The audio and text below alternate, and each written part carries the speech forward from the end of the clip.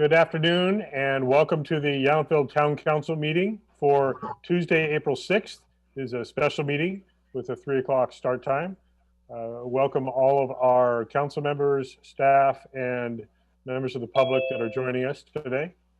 Before we get into our agenda, I will read the rules of our teleconference meeting.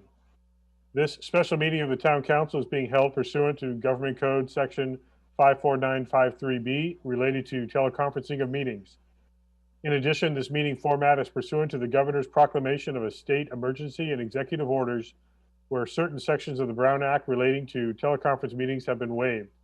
Town manager is present in his office. I am present in the council chambers, and Vice Mayor Dorman and council members Moeller, Dornbecker, and Knight, along with staff, are participating remotely by video and audio in conformance with the Governor's executive order. The public has been able to submit public comments at the email address publiccomment@yville.com, and we will be calling up some of those public comments at the appropriate time. I'll now ask the town clerk to call the roll and ask each member of the council to confirm the following questions: that they're able to hear the proceedings and that they have a copy of the agenda for this meeting. Michelle? Yes, thank you, Mayor. Councilmember Knight? Yes and yes. Thank you. Councilmember Dornbecker? Yes and yes. Thank you. Councilmember Moeller? Yes to both. Vice Mayor Dorman? Yes to both. Thank you. And Mayor Dunbar? Yes. Thank you. Before we proceed with the agenda, I'll remind our viewers that any vote taken during this teleconference meeting will be taken by a roll call vote, as we just did, led by the town clerk. In addition, public hearing and administrative regular agenda items that have representatives that are not staff will be given access during the meeting at the appropriate time. So with that, we can proceed with our special meeting agenda. We have had a roll call. Please join us in the Pledge of Allegiance. I pledge allegiance to the flag of the United States of America and to the republic for which it stands, one nation, under God, indivisible, with liberty and justice for all.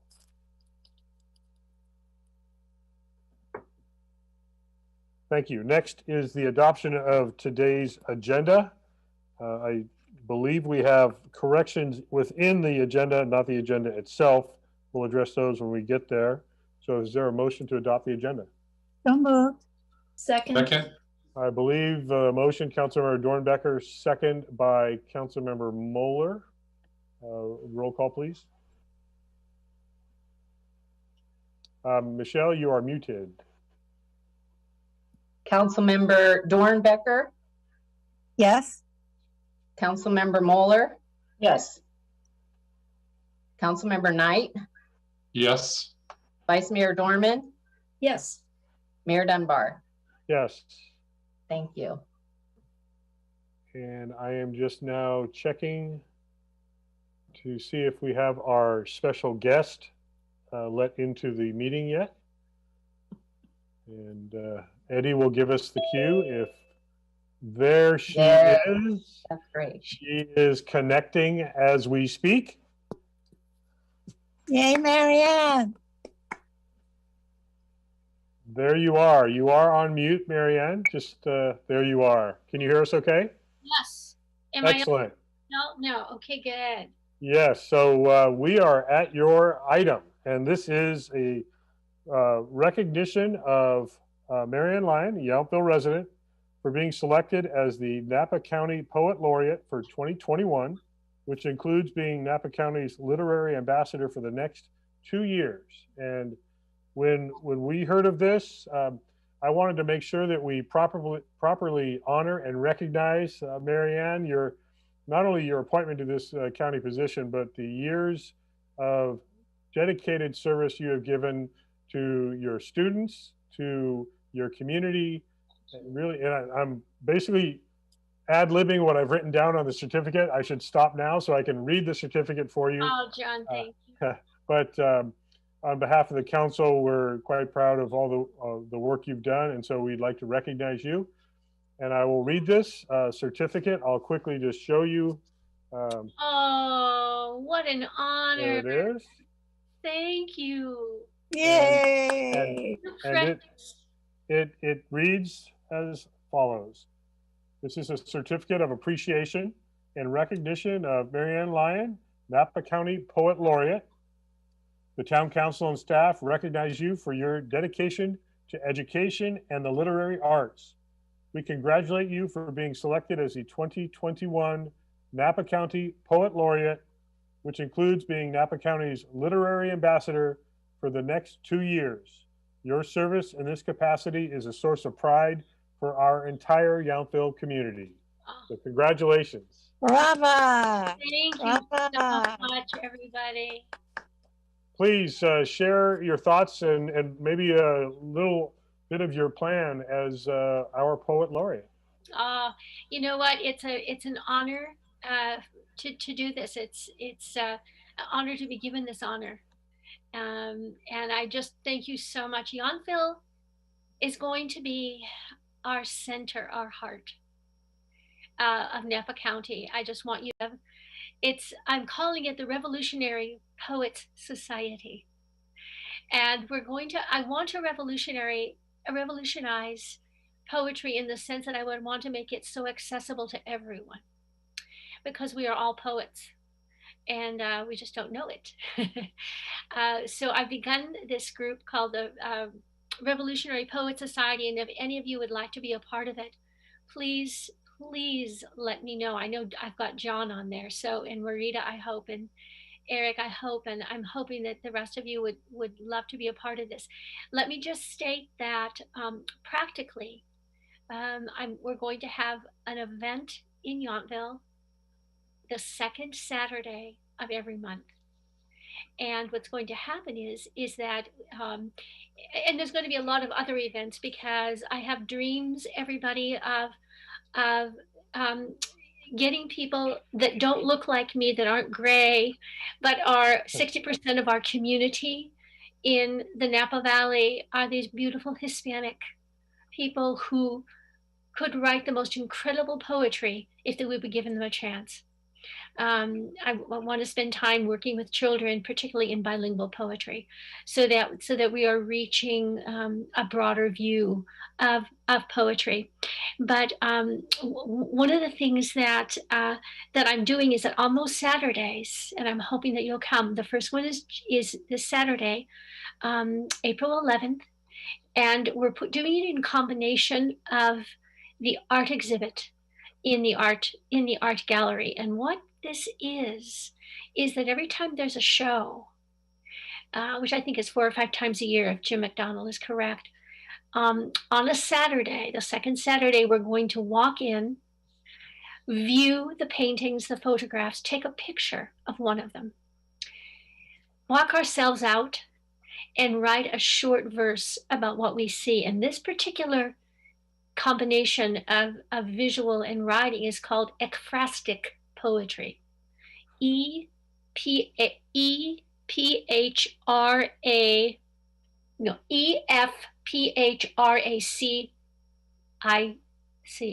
ekphrastic, TIC. I don't have it in front of me. So it's so important. So Yountville is giving us this wonderful opportunity to meet. Not only will we meet and write poetry and share the poetry, but John and I have written a poem. We're hoping that some of you will do this at some point, based on a couple of the photographs in the art show. And our music coordinator, Brendan Galvin, who was I was his mentor at Napa. He's at Vintage High School. He's the band and string director. He's amazing. He is going to be writing 2 pieces, musical pieces based on our poetry. And so those will be presented at the show as well. Jim and I have talked about a wonderful Hispanic art show, children's art shows. But above and beyond that, we're going to meet as poets, support each other, give each other prompts so that we absolutely grow in whatever we're doing. So I love that you're asking that, but my first job is to form a collective, and I've done that at Revolutionary Poet Society. I would like to listen to Napa County stories. You see, everybody has a story, and wouldn't it be wonderful if they could write a poem about their adventure? And everybody's written about adventures, and everybody's written about all these wonderful things we've done with our life, but put them down into a beautiful poem. And I don't mean to talk too much longer. It's how would I engage the community? Well, let me read a John Lennon poem, a John Lennon quote, actually. My role in society, John Lennon says, or any artist or poet's role, is to try and express what we all feel, not to tell people how to feel. Not as a preacher, not as a leader, but as a reflection of us all. So how do we write a chapbook about our collective experiences in Yountville or the Yountville history? And how do we have those chapbooks available to anyone who needs one and wants to read them to their children, to themselves, to their spouse, whomever? So I have a lot of ideas, my dear friends, and I don't know if all these ideas will happen, but I'm very excited about this honor, and I'm going to put that beautiful thing that John did for me up on my wall. And I'm just so very honored. And I'm hoping that I'll keep you all informed as to what's happening. But as I said, I don't have to, but I'm planning on going to every one of the libraries once a month to have sort of a collection of people who might want to join when we can, because Zoom, people are sick of Zoom. So I'm not going to be doing that, but I'm going to be trying to get to all the libraries. And but Yountville, let me just tell you, is going to be the heart. And it is the heart of the Napa Valley. It is the heart of what is going to be this poetry, Revolutionary Poet Society movement. Do you have any questions or comments or ideas? I'll just say, and I'm sure I could say for all of us, Napa County picked the right person to do this. And we can tell already that it'll be a wonderful time. And I'm sure it won't stop just when your term is over in a couple of years. No. This is a life's mission, and it's obvious. So congratulations. Oh, I'm so honored. And how do I get my certificate, John? We will get it to you safely. I'm sure either Michelle. I'd be happy to home. I'll walk it to her home. Oh, that's right, because I see you walking every day, you darling. I'm in the neighborhood. We can take care of that.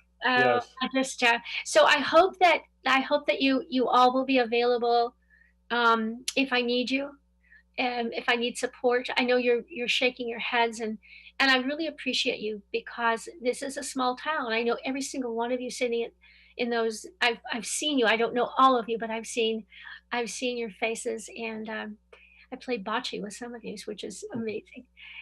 So I really, what I want to do is, as John talked about, is be an ambassador for poetry and allow people who have never written a poem to try it. Why not? Have fun. Thank you. That's great. Thank you, and congratulations again. Namaste to you, and you'll be hearing from me. Sounds good. If you don't want to, just tell me that I can't get on the Zoom or something. But so if any of you would like, again, to be on the Poet Society webs or the Poet Society email, I would love to have any of you on it, just to let you know what's going on. Excellent. Blessings. Thank you. Being in my life. Thank you, Mary Ann. Thank you, Mary Ann. Congratulations. Thank you. All right. Blessings. Thank you very much. Okay.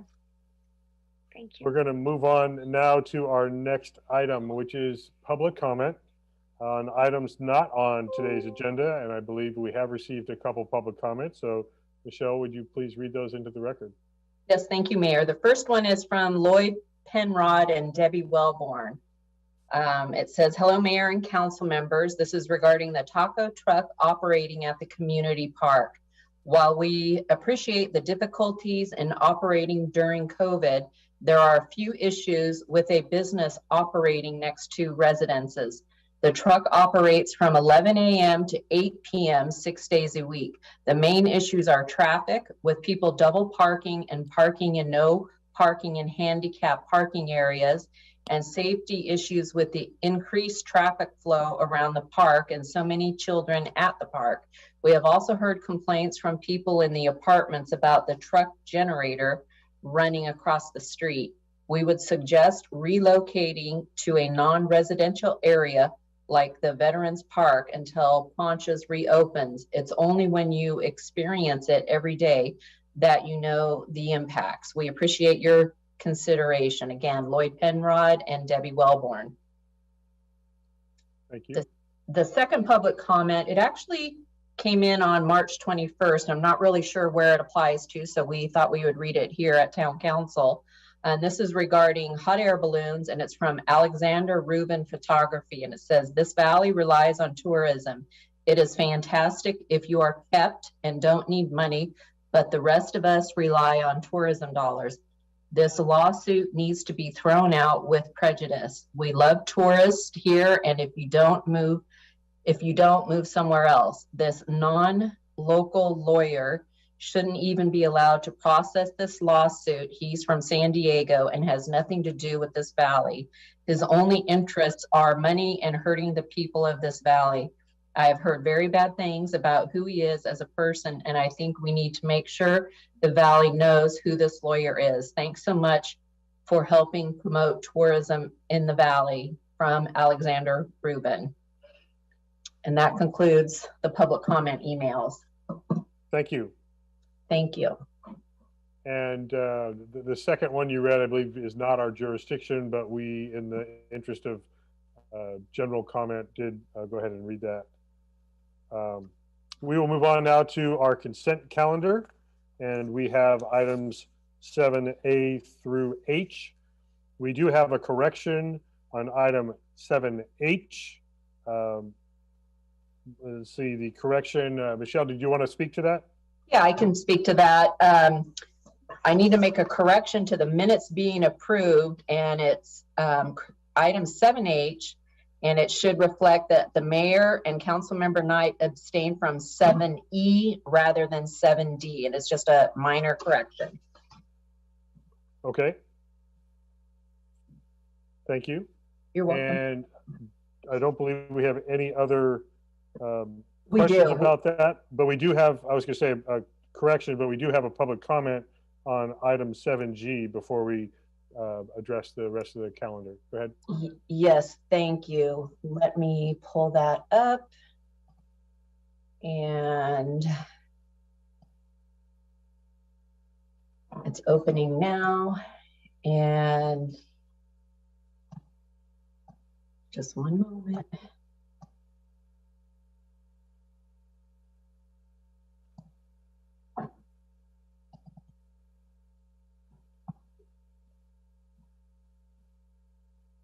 This public comment was submitted through the comment bubble on the website rather than the public comment email. And it's from Denise Hughes. While I had hoped that the parking bay situation in Washington Park had been resolved, I understand that an ADA sidewalk is planned for the south side of Forester Lane. As I read the staff report for this item, it stated that approximately 70% of the design of this project had already been completed. I have reached out to the town manager regarding this project, and he assured me that staff will include neighborhood input before the project proceeds. The concern I have with this project is its impact on parking. If the design modifies the width of the street parking in front of our homes could be in jeopardy due to emergency access street width requirements. As it is, there are 4 homes on the end of the street that have no street front parking. The possible elimination of parking in front of an additional 5 to 6 homes would create a negative impact on all of the homes at the east end of Forester Lane. I look forward to working with the town to preserve our neighborhood parking. That's it for that. And the town manager did reply back and shared his comments. Steve, do you want to speak to that, or would you like me to briefly read your comments? Well, we're not getting into the item at this point. If the, Okay. if the council pulls the item, then we can Okay. continue the discussion, but that was meant for the public comment. Steve? Go Okay. ahead. My Thank only you. comment is we've had an opportunity to communicate with Ms. Hughes and indeed clarify the process as to the level of design work and the future engagement with that, and also shared the response back from her to the council. So she appreciated the reach out and follow up. Okay, thank you. So that was on item 7G. We're going to take this in two parts, 7A through G, and then we'll do a separate vote on 7H with the correction. I don't, Mayor, I don't think we we need don't to. need, we don't No, need you to. don't need to. No, Mm-mm. then we're going to do them all at once. Yeah. Yeah. Would you like a motion, Mayor? Yes. I'd like to move that we approve the consent calendar, items A through H, with the minor change to item H as noted by the clerk. Second. Second. Thank you. A motion by Councilmember Mueller, second Councilmember Dornbecker. Roll call vote, please, Michelle. Thank you. Councilmember Mueller, Yes. Councilmember Dornbecker, Yes. Councilmember Knight, Yes. Vice Mayor Dorman, Yes. Mayor Dunbar. Yes. Thank you. Thank you for that. Moving on, we do not have any presentations or public hearings today, so we're going to get to the first of three administrative regular items. And there will be a correction that, let's go ahead and state that correction now, Steve, if we could, on item 10A, which is the Countywide Climate Action Joint Powers Agreement. Actually, you can do it as you give the staff report if you prefer. Consider adoption of resolution number 21-4048, authorizing the town to enter into a cooperative joint powers agreement to fund and administer the Napa Countywide Climate Action Program. Thank you, Mayor and Council. The item before you is the end product of over a year and a half of meeting by the Napa Countywide Climate Action Committee. Initially, they were formed with 2 members from each jurisdiction, 5 cities/town, the county, 2 elected officials each, and our electeds are the mayor and Councilmember Dornbecker are serving as the council's appointees. For the better part of a year and a half, they've been focusing on what were some of the issues and now have developed a governance model recommendation going forward for a proposed climate action committee. And they view it as a community roundtable for the sharing of information, providing public education, promoting events and grants relevant to climate change, developing a regional greenhouse gas inventory, and identifying mutually agreed upon climate goals and action items for consideration by individual member agencies. A working group made up of staff from each member agency shall assist the CAC. And I will point out there are lots of things called CAC. So we're going to always have to realize which entity we're talking about. But in this case, the Climate Action Committee, working on greenhouse gas inventory, developing goals, action items. Specific administrative and planning functions are more particularly described, and they include coordinating with local programs, which includes representatives from all of the parties, manage and implement JPA agreement, including those tasks to be formed at a countywide level, coordinate with parties regarding tasks to be formed on the individual municipal level, develop and manage annual budgets and budget forecasts, develop supporting scopes of work activities, develop and manage contracts for activities performed under the direction by outside contractors and consultants, track expenditures, facilitate work groups, subcommittees, disseminate information, training, and workshop, and make follow-up presentations back to local municipal, city, and town councils, and work on implementation. In many sense, this is a working group that's going to be formalized so that county staff will initially perform the core roles of support. They are focused on right now receiving a grant towards collecting and documenting greenhouse gas inventory. But the nature of the JPA is structured such that the board will be making recommendations, so that the body will determine what the activities, efforts are, and if there's going to be contracts, consultants, and others. So over the course of the next several years, the body will determine. We've also determined what they're going to do, what the work plan is, and the model for how it gets done, and any commitments made. Obviously, this regional body will make recommendations that would then come back to an individual. So this body couldn't tell the town, for example, what to do, but it could recommend or a partnership. And then the other points that we put in place, that we've tried to make sure that there is a understood and documented governance model and a financial structure. And it's in that financial structure allocation that there is a correction, thanks to an astute vice mayor, when we noted that there was a calculation that did not line up with the rhetoric, because the apportionment is a third paid by the county, and then the 67% city town share shared on a 50% basis flat fee and 50% basis on population. So the 8.5 that is shown in the draft should be 7.5. So with that, the two committee members may have more to share, but really this is putting together the formal structure for the Climate-Wide Action Committee going forward. And I know a lot of the focus is anticipating that there will be increased state and federal grant opportunities for climate action related programming. And the hope is to have this program and structure in place to move forward with those. But I'm sure the mayor and council member Dornbecker may be able to share or answer other questions as well. And I see, speaking of that, Councilmember Dornbecker, you have a question.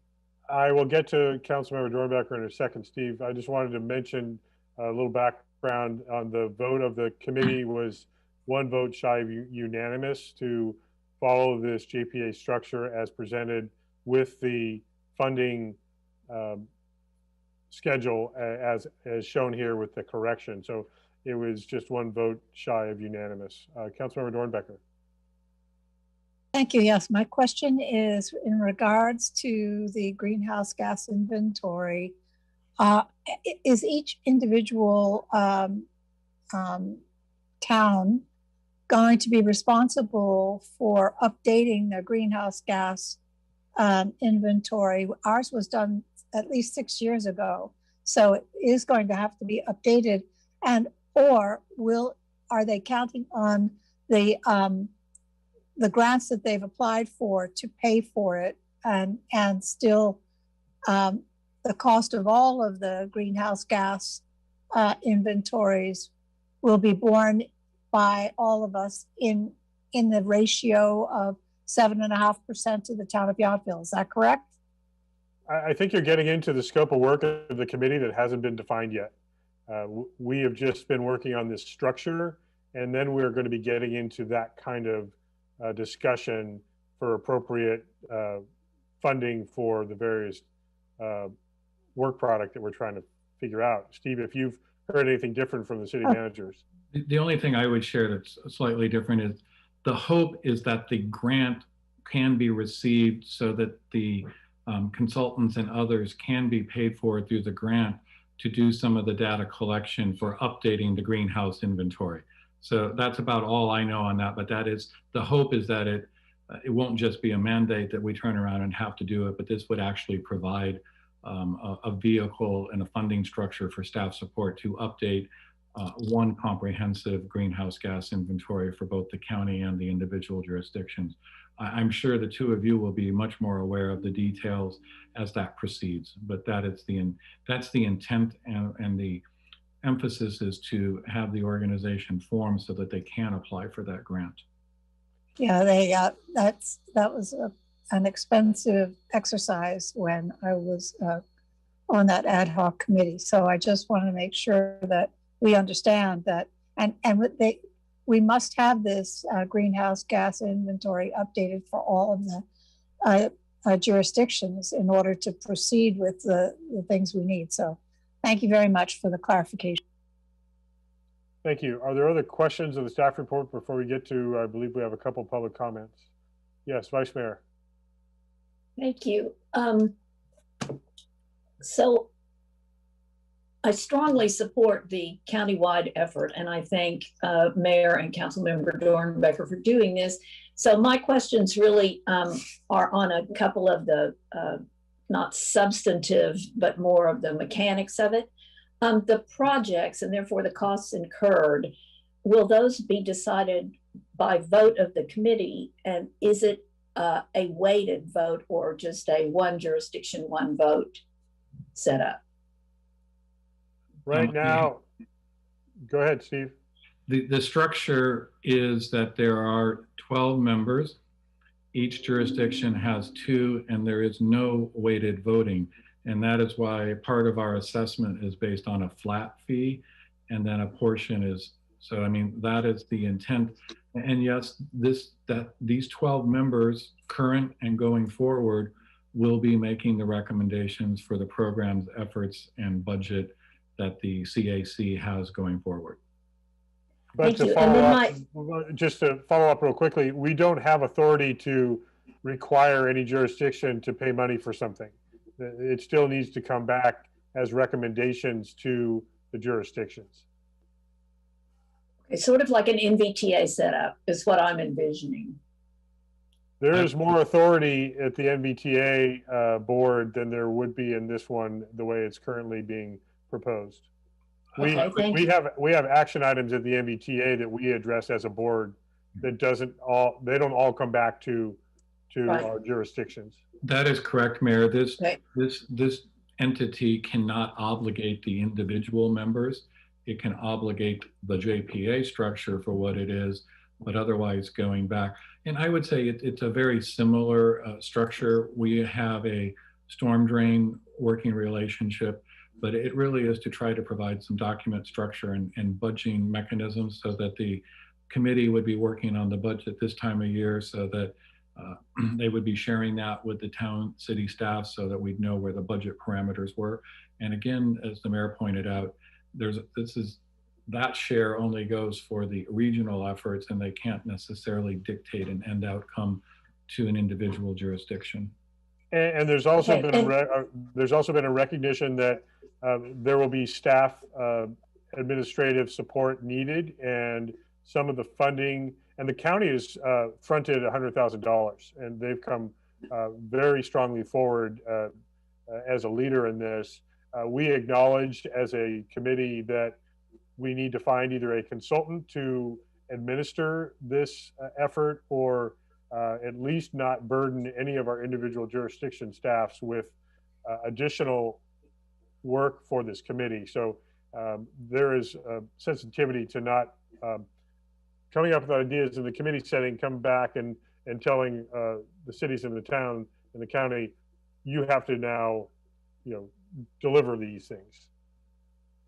And then my other question is on the termination process. Should someone want to get out? I did read that as long as there are 2 jurisdictions who want to continue, it will continue.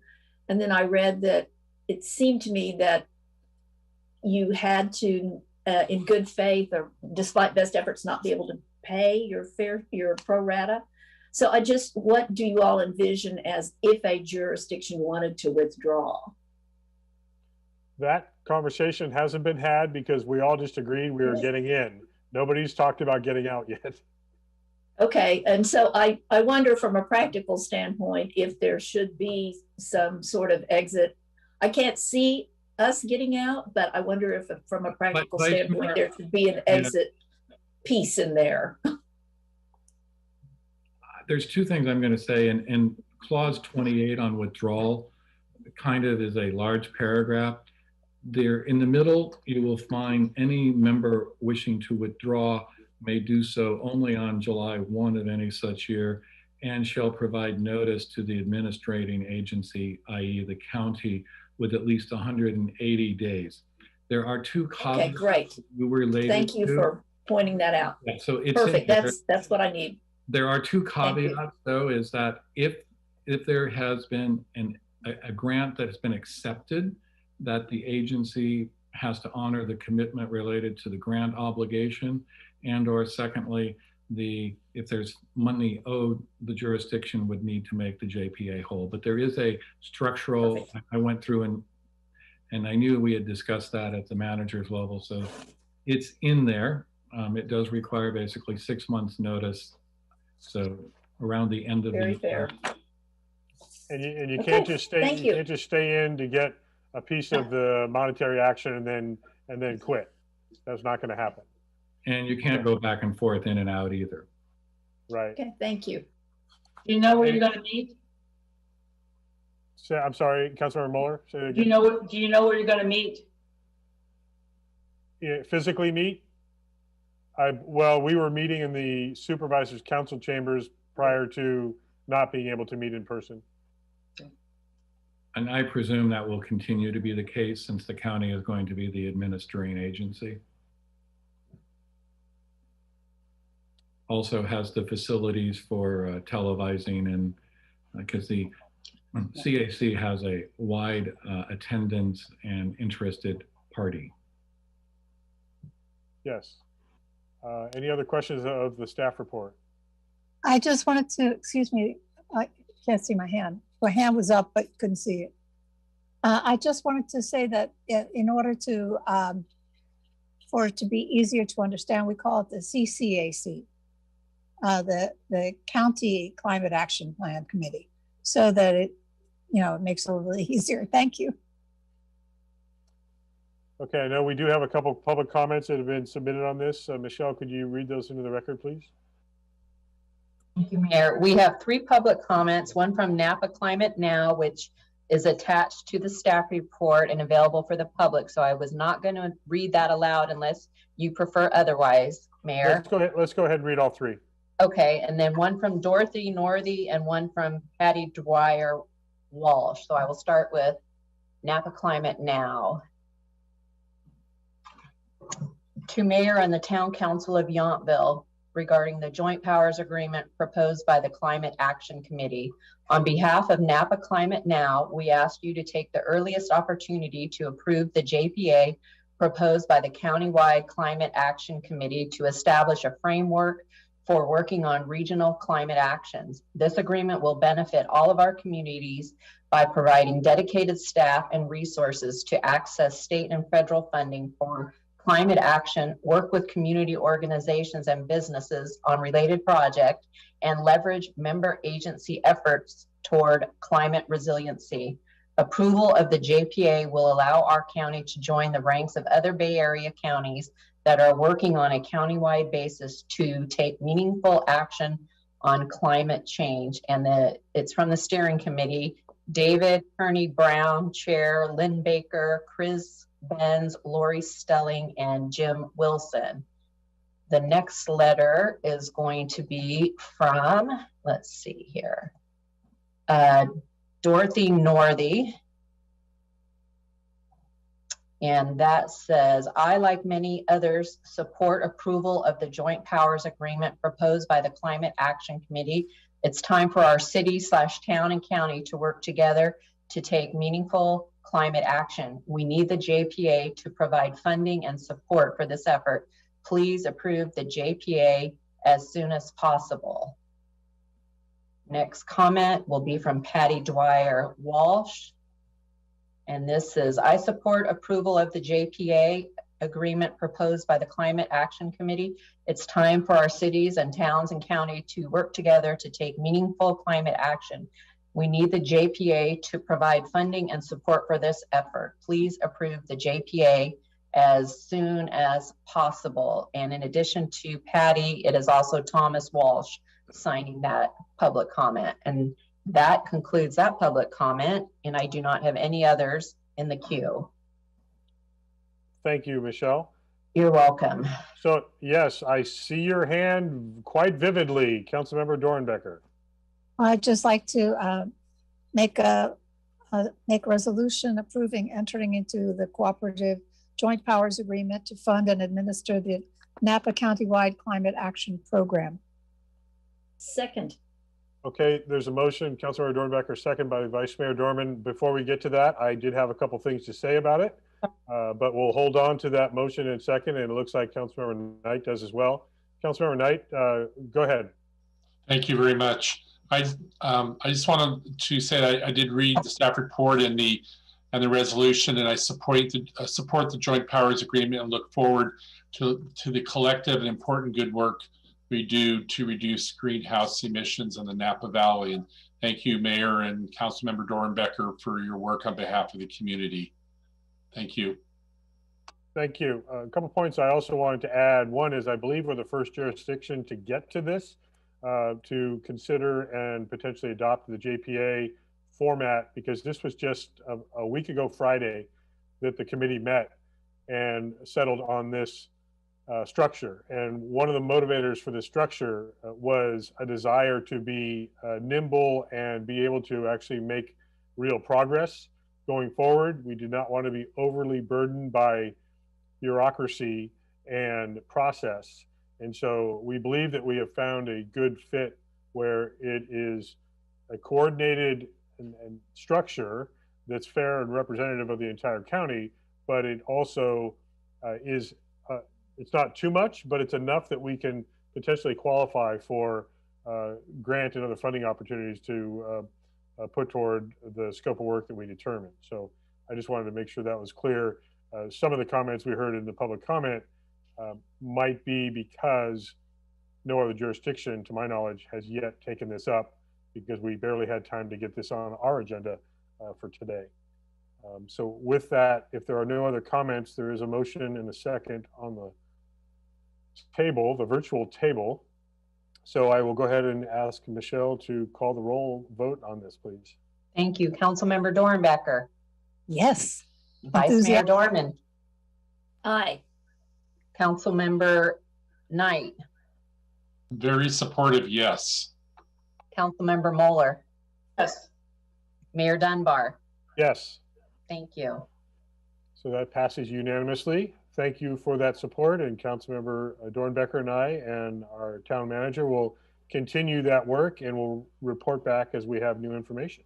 So thank you. And by the way, in the spirit of this topic, we have shared, frankly, they're probably sick of us sharing it, about our advancement with air quality and noise pollution with our leaf blower ordinance ban. And so it's those types of things that we are looking at as potential projects going forward, where we can make practical and real positive impacts throughout the county. And I'm hoping that Steve and Joe Tagliabashi, our Public Works Director, and even our town staff are hearing from other colleagues asking for the examples that we are setting.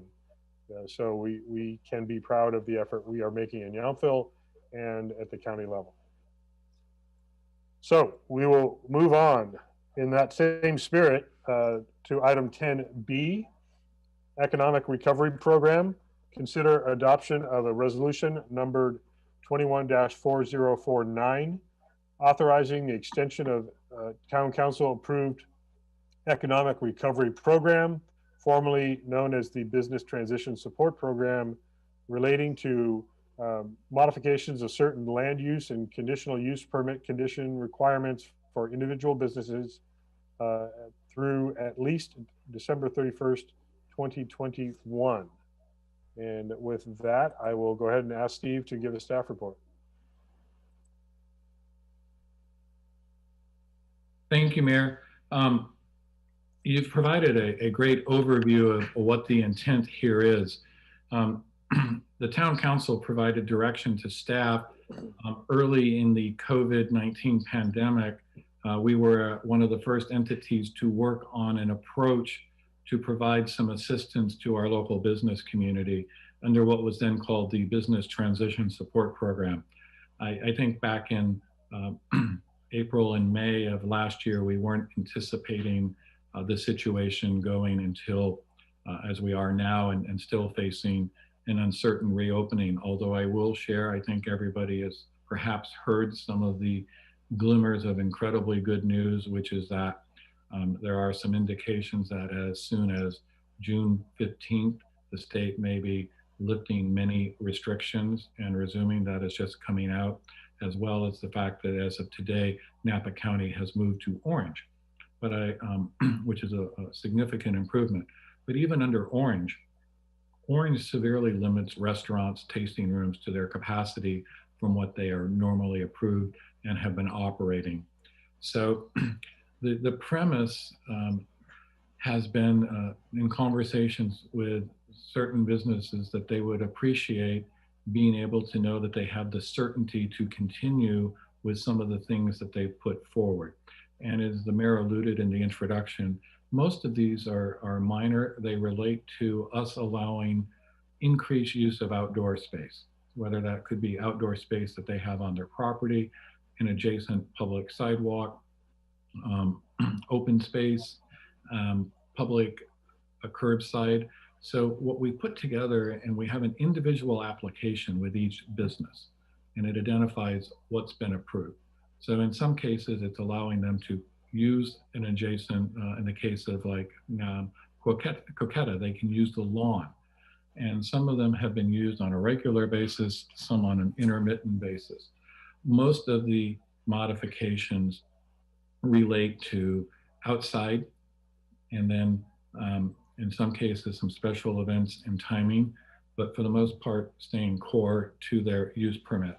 So that the business community has shared that that would be something that they would appreciate understanding. In many cases, they've had to expend money to buy outdoor tables and chairs. For example, some businesses did not have them, and they're literally using their yard or an adjacent parking lot.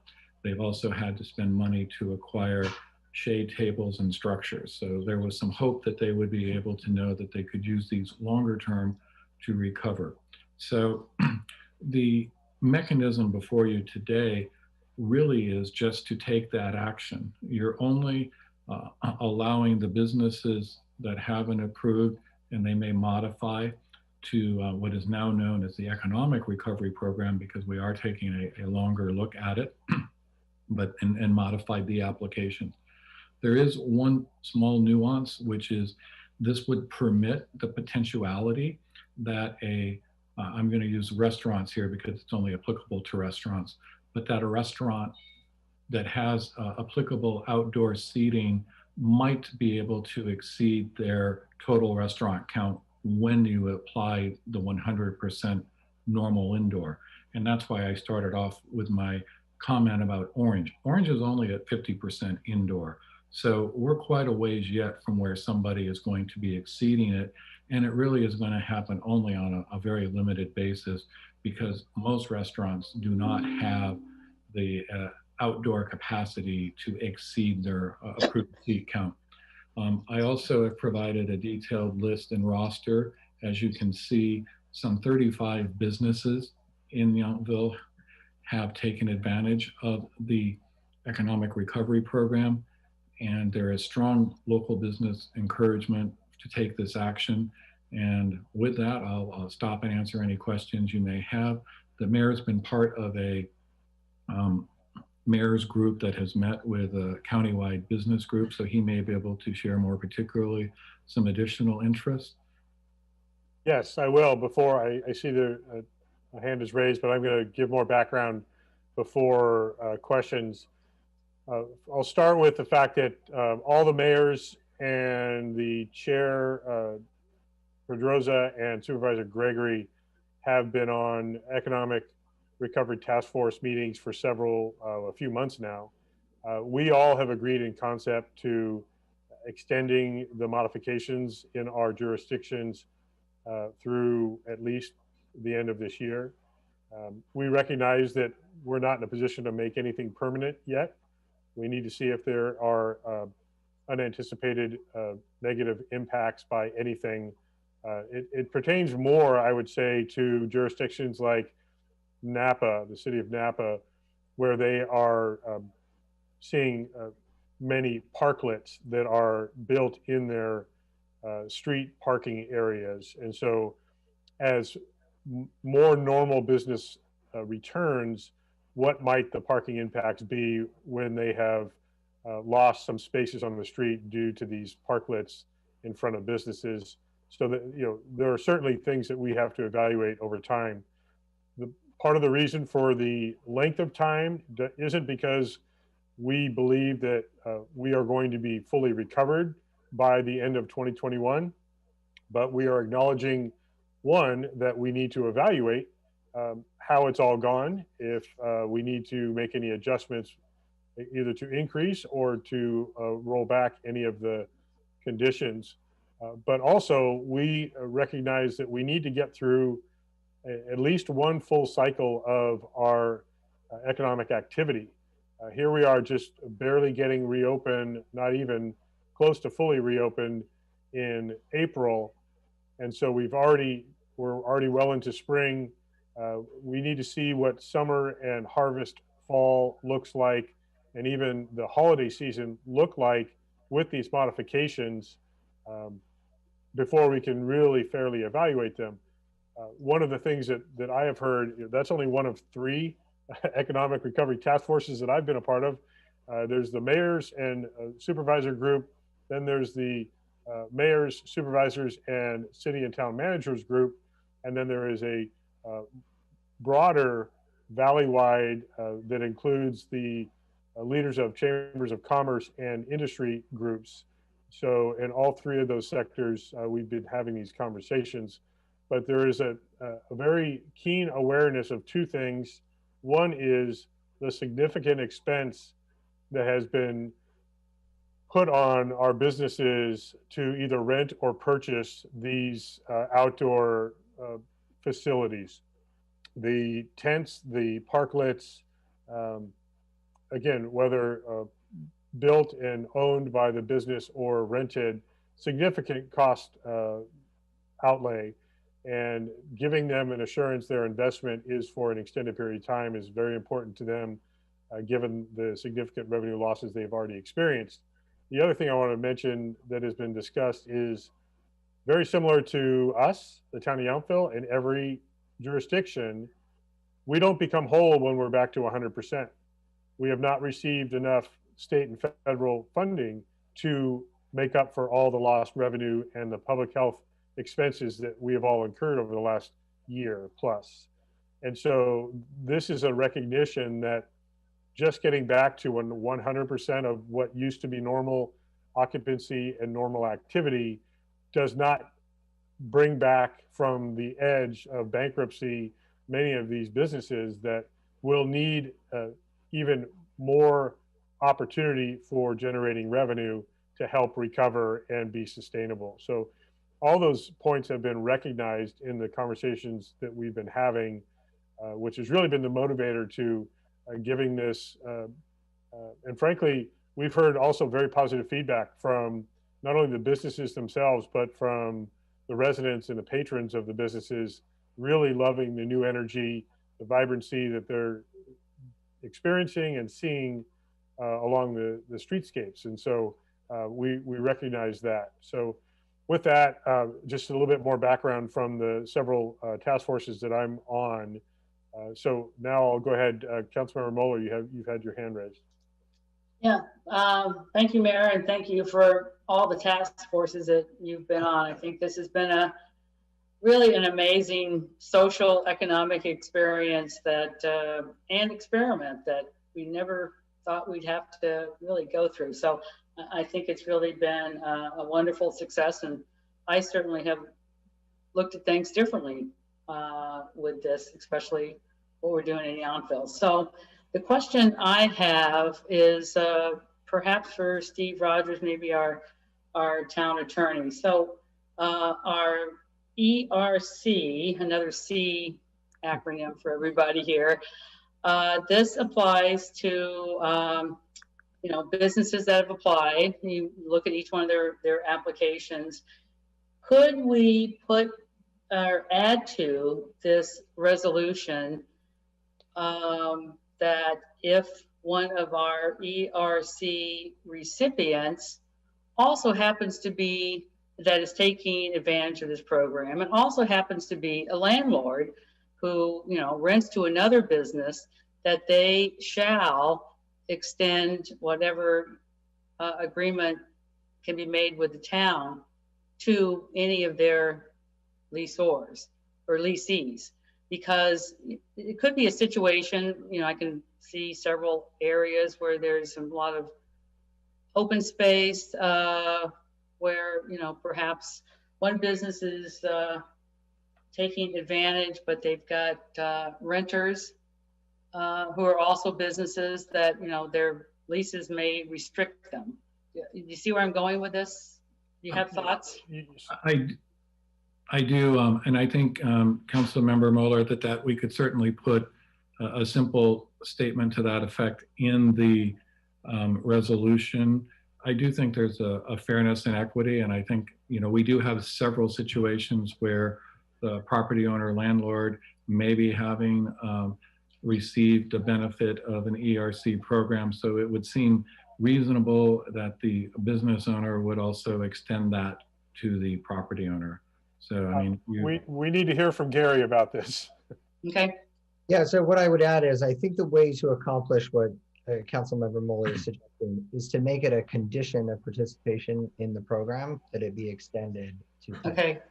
And so simply to say, this program's available if you're a landlord and you're also allowing this to be allowed. It has always been voluntary, but that makes it an express condition. And I do think that's the way to accomplish the goal. But, Okay. but sorry, Gary, if you're saying that, are you saying then that the individual business or businesses need to get permission from the landlord and they cannot make the decision to participate on their own? Is that what you're saying? I don't know. I think as to Councilmember Moeller's point, it's that a landlord who's otherwise participating in this program perhaps elsewhere should allow it for their tenants in other locations. And I think that's what she was trying to get at. And I think that a condition requiring participation in the program to be conditioned on allowing it for tenants would be the way to get there. Participation in program. So, and you could craft language to that extent if the council agrees. Mm-hmm. Okay. I do think there's merit to that because we do have several centers and facilities that scenario could potentially, you know, that way it just ensures as we're going through fairness and equity amongst the business community. So if there's interest in that from the council, we can certainly include that as a new number 2 in the resolution. Does resolve to. Yeah, and that's really my goal is to, because I think that this really has been a wonderful and very useful and probably has saved some businesses, that if we can make sure that it's extended to all and any extent possible. Thank you. Vice Mayor. Thank you, and thank you for the report. I want to start with Councilmember Moeller's idea, which I like the concept, but I'm not sure of how it really applies. Each of our businesses has a use permit, and this program is tied to temporary changes or revisions or whatever we want to call it to the use permit. So I'm not understanding how, would it be a situation like let's take the big lawn outside Coqueta. Would it be a situation where in addition to Coqueta or Bottega being able to use the lawn, Kohler and I'm just not understanding the concept, I don't think. Let me try, I think, Vice Mayor. I think what the intent really is that I'll use the V Marketplace since you brought that up.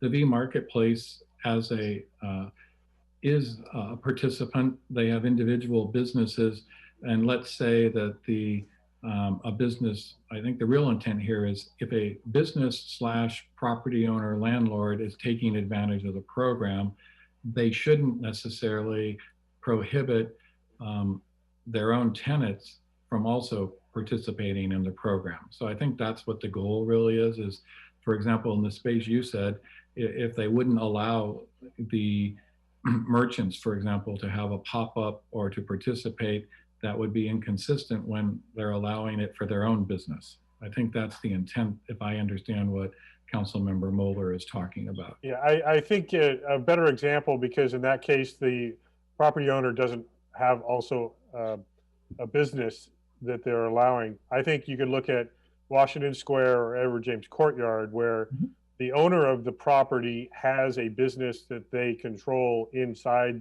there. Let's use Washington Square as I think the best example. The property owner runs a restaurant, and if the restaurant is benefiting from the modifications in the program, but then they say none of the other tenants that are leasing other spaces in that same space, no, they can't do it also. And this is in response to that. Is that an accurate description, Councilmember Moeller? Exactly. Well said. Thank you, John. Okay. Okay, perfect. Thank you, all of you, for the clarification. I'm also, we're all agreeing that this is, at least for now, temporary or continuing transitional.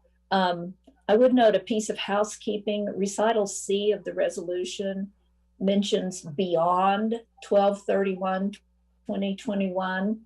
I think we want to take a close look and see if that should be through December 31, 2021 in that recital.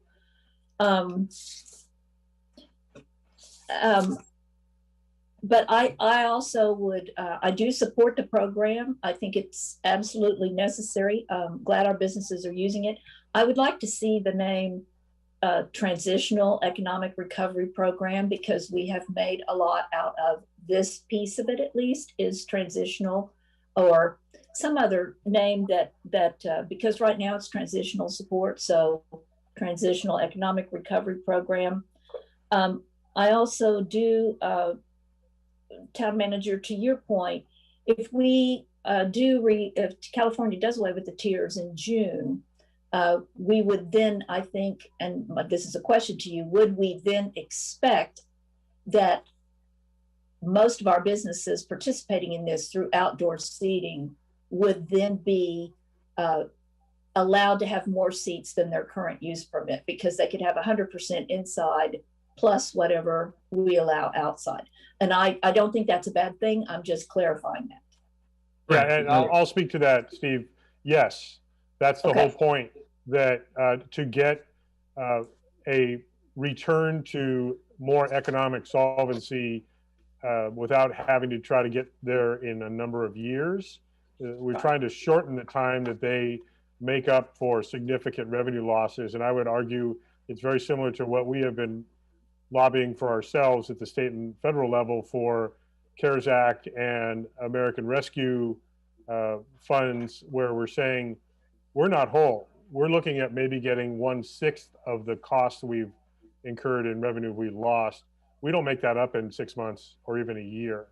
The point of it not being extended even further, I think, is so that we can evaluate the impacts and modify the modifications if necessary. Speaking of the name, what I have heard, and I frankly believe this too, the previous name has been very confusing and really transition has been confusing to business owners. And I believe that that's actually a word I would very strongly discourage from continuing. I think we are in an economic recovery phase, and it has become a fairly universally understood term, unfortunately, also like wildfire recovery. And so I would encourage, and I've talked to Steve about this, that the business support transition, I can't even remember the order of the words, that it doesn't really clarify it for the business owners what it means. So I would just caution about those two things. So okay, Steve, thank you. And go ahead. oh, Sorry. I have one other question. Yes. I also am, I would like to get some clarification on the scope of this. I understand, my understanding was when we put it into place, and if we put it into place today, it would be tied to revisions or relaxations of the use permit, hours, number of seats, special events, things like that. I did see in the blurb that it was used to extend the expiration date of a use permit. I would ask for the town manager's comments on that of really what, because we have not put anything about the scope of it. So I don't really understand how that fits together, because that is the expiration of a use Happy to explain the justification and the thinking. We closely advise all of our landowners of their use permits. And there was a 12-week period with a complete shutdown. So the request was made to provide for a one-time 12-week extension, which we have done under this program, just like we've done a variety. Most have related to the outside use areas, but we've allowed some parking waivers and some various things. So if that is something the council does not want to see going forward, we certainly can look at that. But in this particular case, it just extends the 12-week period to the first part of June. Okay, those are my questions. Thank you. I did want to address one of your points that you brought up on in the resolution, item C, the language that I believe you're referring to. It is therefore it is recommended to allow a further possible extension or modification of the program beyond December 31st, 2021. And that's just recognizing what I've been saying, which is, as we look to evaluate this, whether it's at the very end of 2021, or if we think that we should evaluate it in January or February of 2022, and extend this past December 31st, we can certainly do that. But I do think it makes sense that it says that there is a possible extension, because I've already heard for the last several months, thank you for this program. It's been very helpful, but we need years to recover. And my response has been, we need to set a date we can, everyone can be clear on, that we will be reevaluating to make sure it's all still working. Whether that date's December 31st, January 31st of 2022, February, I think that can be modified. It's really about getting through the holidays and seeing all the different seasons of economic activity so we can make a fair evaluation. But there was another point I think that I wanted to make that about Steve addressing, oh yes, the closures, the 12-week, we can imagine in Yountville especially, even more so than the other jurisdictions, we had very few essential businesses remaining open at anywhere near normal capacity. I can think of Branch Market and Kelly's Fuel as maybe the only two. And so the clock kept ticking on use permits while hotels, B&Bs, retail, and restaurants, et cetera, were permanently or completely closed. And so they're like, we couldn't even operate, yet the clock was ticking on our permit. I think that's where Steve was addressing the extension. And if it needs to be applied only to businesses that were in fact closed for an extended period of time, then I think that's a reasonable consideration as well. May I just respond to the language? I agree with you. We need to keep options open to possibly extend beyond the end of this year. As I read it, however, it says we approved a business transition support program. It is recommended to allow a further possible extension or modification of the program beyond December 31. That's talking about, to me, that says it's going beyond. So I think it should at least read through and perhaps beyond if we need to talk about beyond. As the How about, hold on just a second, Steve. I'm the one that wrote it. Hold on, Steve. Hold on just a second. And then I think we need to hear from Gary. But I was just going to offer for consideration, and then I'm going to go to Gary, to allow consideration of a possible extension if that works. But Gary, when the lawyer raises his hand, I want to go straight to him. I do think the questions from the Vice Mayor in this discussion raise a couple issues that I think are worth clarifying for the council and also for everyone participating in the program and with the use permit. So currently, the Economic Recovery Program, formerly Business Transition Support Program, is tied to the emergency that is declared and still in effect. And necessarily those programs go away when the emergency is no longer in effect. So what this resolution does, it's possible that the emergency will end before December 31st. I think we've all got fingers crossed on that for some time. This resolution will effectively forego enforcement of certain conditions and use permits past that time, which is something that the town has done before. The town council has approved it in different circumstances. I think it's an important thing to note, though, because the conditions and the use permits remain. Those can't be changed because they've been previously approved by the town council. The only way to do that is through an amendment. And once the emergency ends, the emergency authority goes away, but this resolution will effectively forego enforcement of certain aspects or of what would otherwise be a violation of those use permits. So legally, that's sort of the posture that the council's taking, and I think that's worth noting for everyone here and for everyone watching. Thank you, Gary. And I would say that we will make it very clear that we are not saying these are all permanent modifications going forward, that this is an extension of the temporary. Steve, you wanted to comment about the language? 2 points, and I'll do the first that you just mentioned, Mayor. The actual application, because we require a detailed application, and it has that same understanding. The applicant knows that they are not being granted anything permanent. They sign and acknowledge that. What I was simply trying to say back to C is consideration certainly would work. And the intent of the language was to allow for an evaluation. And then as the Vice Mayor, I would say, beyond, based on evaluation of local economics. So the intent was that if the circumstances warranted and there was an evaluation. So I think using the word consideration of an extension, but again, I'm trying to tie it to, it's not a guarantee, it would only be based on a evaluation of the local economic recovery performance metrics, and maybe just put consideration in and strike may be warranted. Well, I think what I was recommending was consideration of further extension.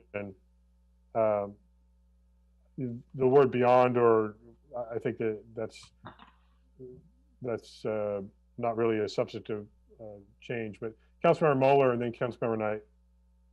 I just want to make a comment on exactly that item C. And I think this wording is important because it shows that we have an open mind about this program.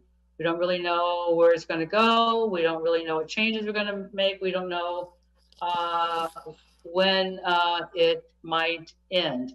That information, I think, is a positive message to these businesses. There's some businesses that really haven't, spent the money to purchase a lot of outdoor equivalent equipment, umbrellas, heaters, etc. So by sending a signal that, this is something that may well continue beyond December 31st, depending on the economic conditions, which I think we all pretty much know aren't going to be all back to full steam ahead in just a few months. December isn't that far away. So it gives them the opportunity to really invest in what they're going to need to continue this program. Without those kinds of assurances that, we will be looking at this perhaps beyond, so or until such time it may not be necessary, is important for them to make some further business decisions. We have to remember their businesses have been pretty, almost everybody really, this is a hospitality area. They've been decimated, and now they're having to add more hardware, if you will, and infrastructure in. They need some assurances for us. So that's why I support the language in C. And I'll just mention December 31st is a pretty arbitrary date. It's a calendar end that doesn't really work in the theory of this program because we're in the middle of holiday season still at that point. I would absolutely be open to the end of January or end of February that allows us to get through that busy holiday season and then have, like I said earlier, a full array of seasons to evaluate and see what the impacts and the benefits have been of the modifications. So I would certainly be open to consider a date that's a little bit more practical and not just it fits nicely into the calendar. Councilmember Knight? Thank you, Mayor. Thanks, Steve, for the report. And I've heard all the comments, and I've read in the staff report and the resolution, the recommendation, as we've talked about extending the economic recovery program. But Resolution C is very ambiguous. When we will make that decision, I really think, as the mayor's mentioned and others have mentioned, maybe we need to clarify that time. My sense is it'd be very disruptive for the business community to not know the status of the program as they plan for the holiday season and beyond. I'm supportive of a discussion to have staff either come back in the fall and to review the program, and as the vice mayor has talked about, maybe talk about greater issues of use permits, so that the business community has really a better understanding, and so they can plan better as they enter the holiday season and beyond. But I'm also supportive of, in order maybe so we can also get a longer view of the success of the program, that maybe we look at a review of the program after the first of the year, which seems to me then would be a conversation about extending the resolution to, the end of February or something, somewhere into the first quarter, so that we'd have time in January and February to review the program. Thank you. And I think you make a very good point. And what I would just caution, remember the fall, not only is it harvest and typically our busiest time of year, it's also wildfire season. And we certainly hope that we don't have wildfires, anything like what we've experienced over the last several years, but that would just further burden the economic recovery. So to your point, and I started to make that point and you followed it up, which is I actually think that end of January or end of February makes more sense to get through. We know that January, February tend to be slower times of year, and that would allow not only our staff, but the businesses to evaluate, because in some cases, they're not going to have the employee workforce to go beyond their full capacity, indoor and outdoor. Some are going to be able to do that, but not all. So, Councilmember Dornbecker. Yeah, following up on that train of thought, I've been actually thinking about what we're, this length of time, and we're allowing them to extend it right now through July. They're going to be, really sort of gearing up to see what happens.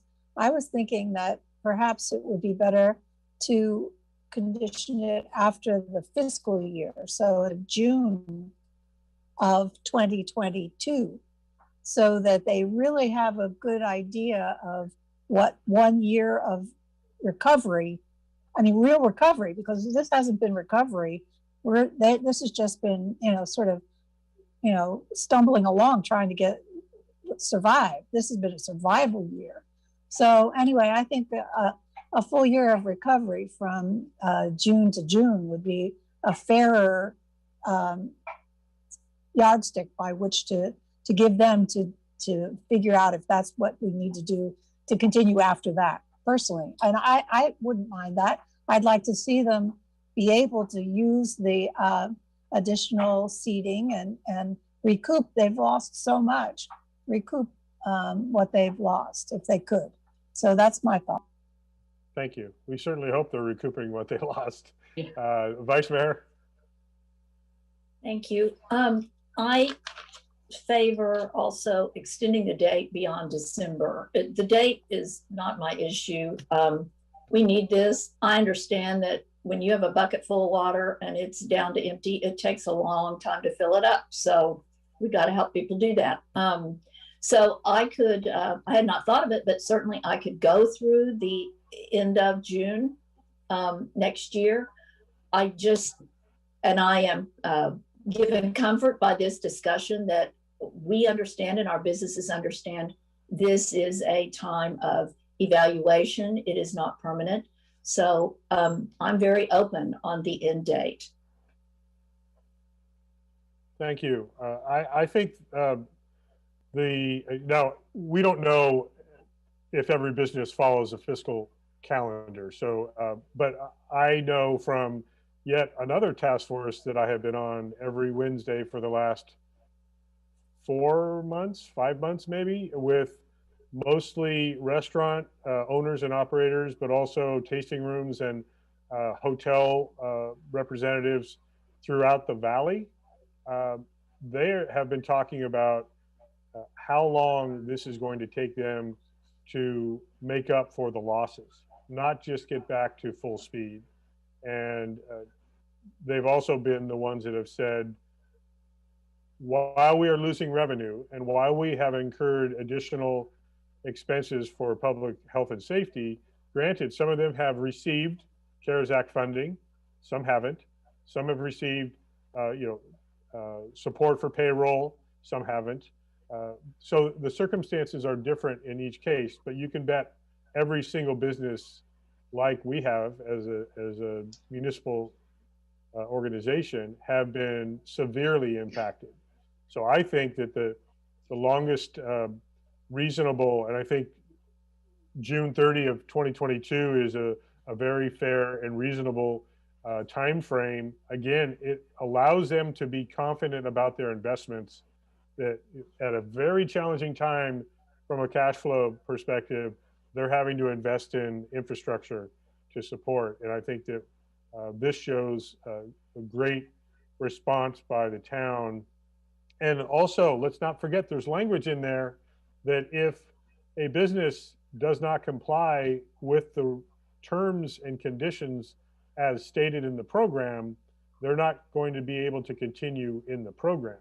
And so there is some security and assurances in there that if there is or significant negative consequences arise, that we have the ability to reevaluate and make adjustments. But we want to show a very strong and very firm and long-term commitment to our business community. So what I have heard is maybe a consideration in the resolution under item C. I don't even remember which number it is, the recital C, that there may be a modification of language. It is recommended to allow consideration of further extension or modification. And I would now propose until at least June 30, 2022. And then as written here, I would consider that as a modification to that recital as discussed. Steve, you have your hand up. Actually, go ahead, Steve, and then Councilmember Knight. One, I'm just in listening to the council dialogue.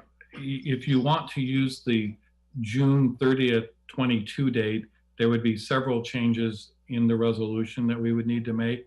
And if you went with that, perhaps you strike clause C completely. Okay, that's good consideration. Councilmember Knight?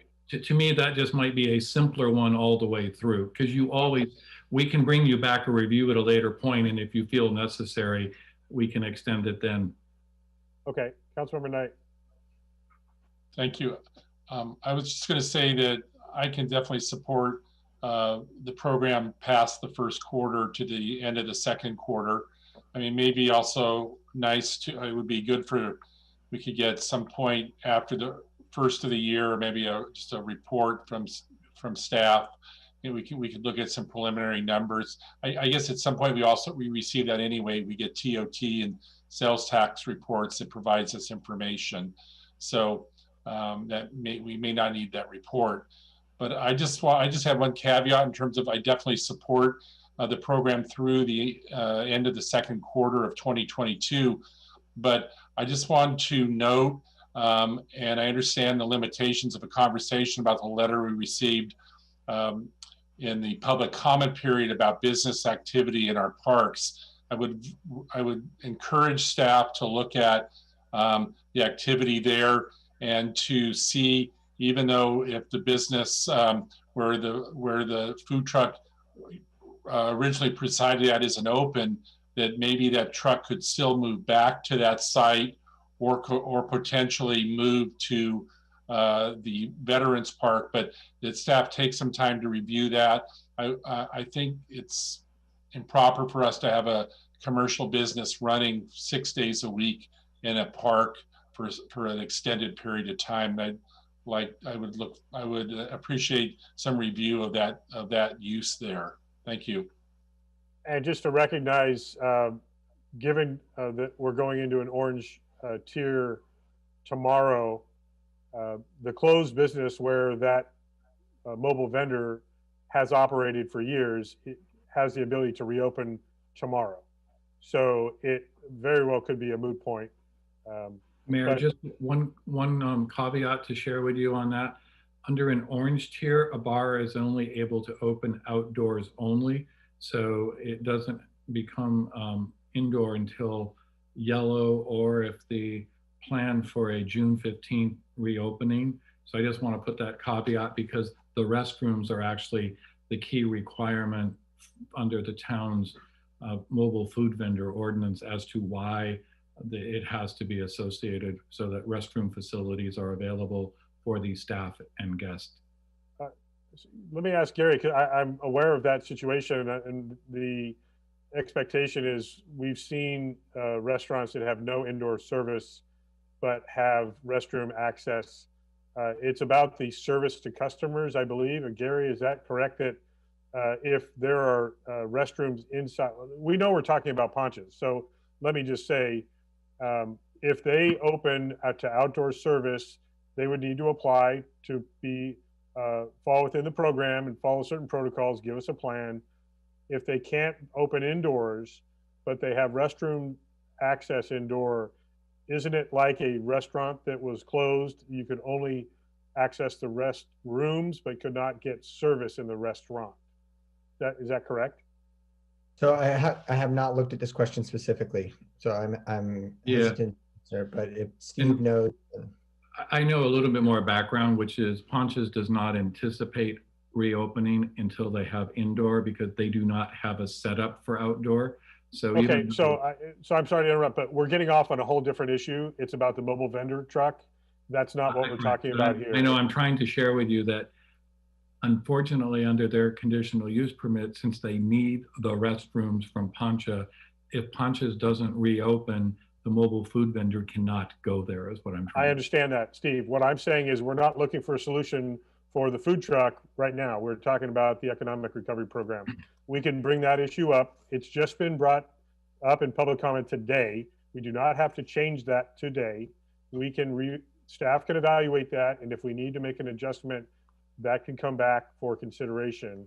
But we're talking about the economic recovery program right now. And Mayor, I just ask that if we could agendize a conversation, then I would appreciate that, especially since I do support an extension of the recovery program, but we need to look at the impacts of that business near the park and that neighborhood. Thank you. Understood. And staff has heard that public comment and your interest, and will absolutely follow up. I'm sure we can say that. Councilmember Moeller. I just wanted to, I like the language about striking C. I also support going through the end of June, and just wanted to remind everybody of my proposal to have, if a landlord is participating in the program, a condition should also be that any of their renters can as well, for equity and fairness. Yes, and before Michelle reminds me that I have not asked her for public comment yet, I am going to say we are going to have public comment now that has been submitted. I know that we have several, and so don't worry, Michelle, I hadn't forgotten, but we got into a pretty, to use an overused term, robust conversation. So now it's your turn, Michelle, to share. I think we have at least 8 or 9 public comments, so please share those now. Thank you, Mayor. I'll go ahead and read the ones that were attached to the staff report since you suggested that on the last item. And I will start with public comment from Whitney Diver McAvoy from the Yountville Chamber of Commerce.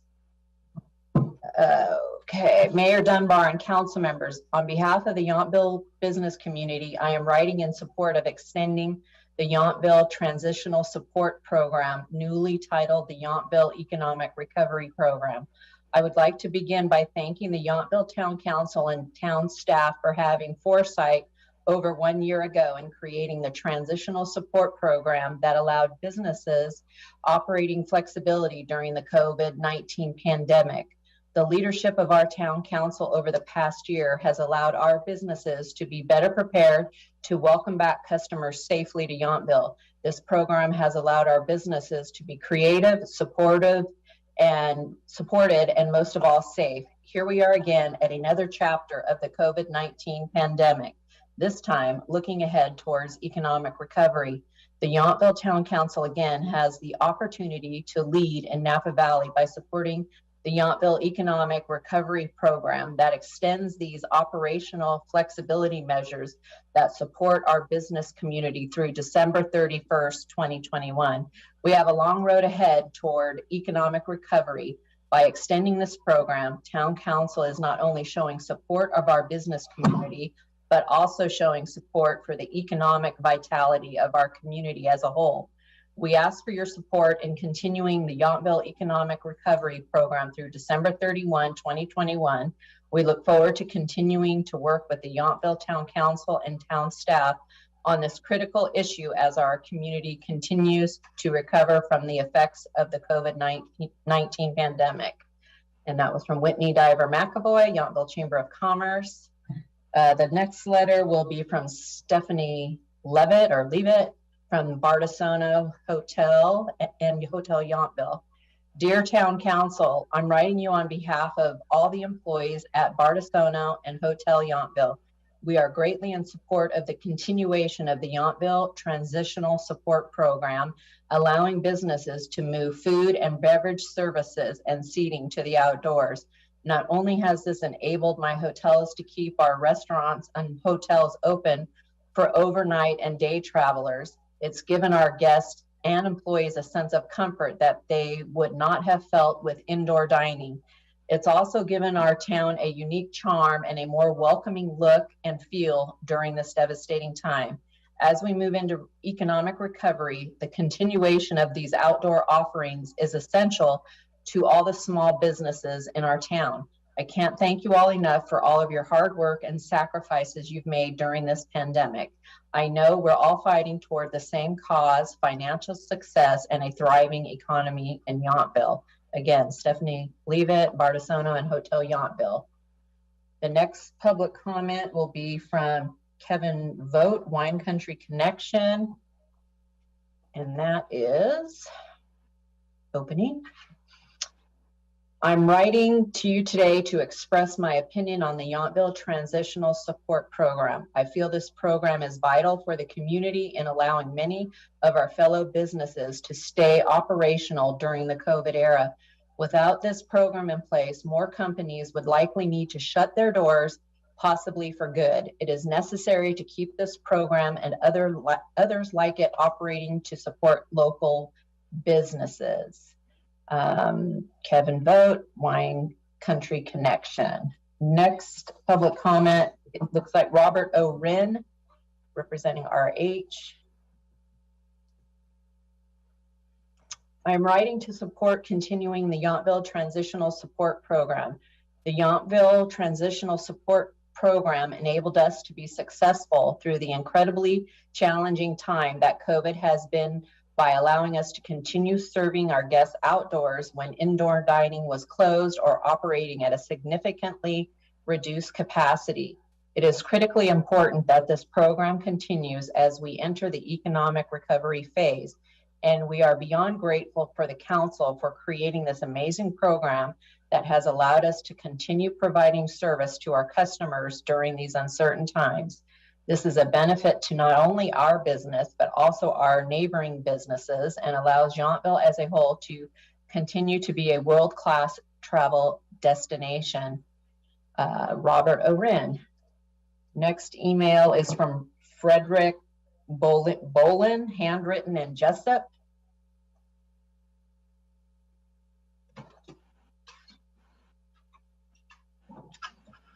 It's loading. Dear Yountville Town Council, the transitional support program established by the town of Yountville in response to the COVID-19 business restrictions from the state has enabled Jessup Cellars and handwritten wines tasting rooms to maintain a reasonable level of visitation during the past year, other than during shelter-in-place episodes. Although the TSB enabled us to maintain a somewhat sustainable daily activity for business and several jobs for our workforce, there will be longer-term consequences to the overall decrease in visitation. Specifically for us, and as an example, we have had less wine club signups for the year, which will affect our business for the next 3 years at least. To fully recover, we need to keep our increased outdoor capacity to be able to accept more guests. We support an extension of this and any program that would allow us to increase capacity for the next few years. I know that this goes back to parking space and applaud the efforts that have been made this past year in that regard. To minimize impact on residents, may I suggest that we make clear signage throughout town about where it is and isn't possible to park, in parentheses, maybe lines of different colors. Also, there are, and probably always will be, examples where this program is misused. Hopefully, we are able to enforce for the future rather than restrict for all. This past year has been very difficult for our local tourism industry, and giving local businesses the versatility they need to survive has been critical. Keeping this versatility to allow businesses to fully recover is necessary. This program has met, if not exceeded, expectations of the town's commitment to local business prosperity. Frederick Bolin, handwritten wines and Jessup Cellars. The next public comment is from Cameron Shaw, Stewart Cellars. That is loading. Hi, Yountville Town Council. On behalf of Stewart Cellars, I would like to take a moment to thank the Yountville Town Council for the flexibility allowed by the quick creation of the Yountville Transitional Support Program during the pandemic, and to urge the council to extend the benefits of this program throughout the spring and summer. With so many limits on our capacity throughout the last year, flexibility and pivoting have been key to keeping our business afloat. By more fully utilizing our beautiful courtyard and having the permission to host a limited number of tastings with a food pairing component indoors, we've been able to capture as much business as is possible during these challenging times. Thank you for allowing us these critical modifications to our existing business, and we hope to continue to be able to grow our business and support the town of Yountville in 2021 and beyond. Cameron Shaw, Stewart Cellars. Next public comment will be from Allison Steltzner, Herrenhaus.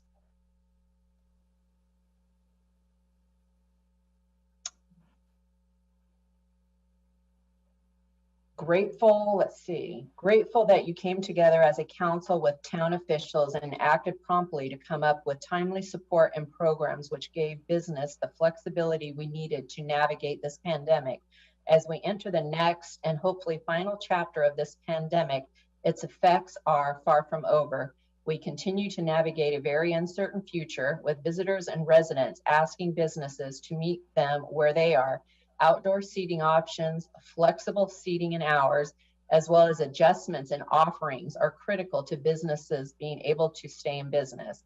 I commend the forward thinking and ask for your continued support in allowing businesses to be flexible enough to meet the request of our guests, local and from our town.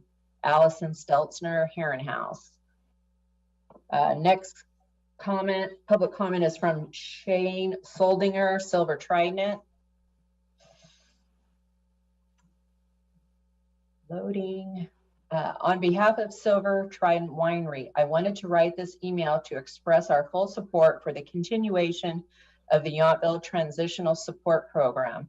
The creation, in parens, and rollout of this incredible program during COVID-19 has been a ray of light in the darkness of the pandemic. The YTSB has given us the ability to continue to conduct business and has literally been a lifesaver for small businesses like ours. We can't thank you enough for your thoughtful, decisive, and bold leadership during such unprecedented times. It has made all the difference in the world for the town of Yountville.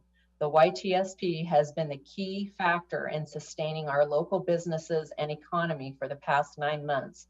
The continuation of this incredible program will help us to thrive once again.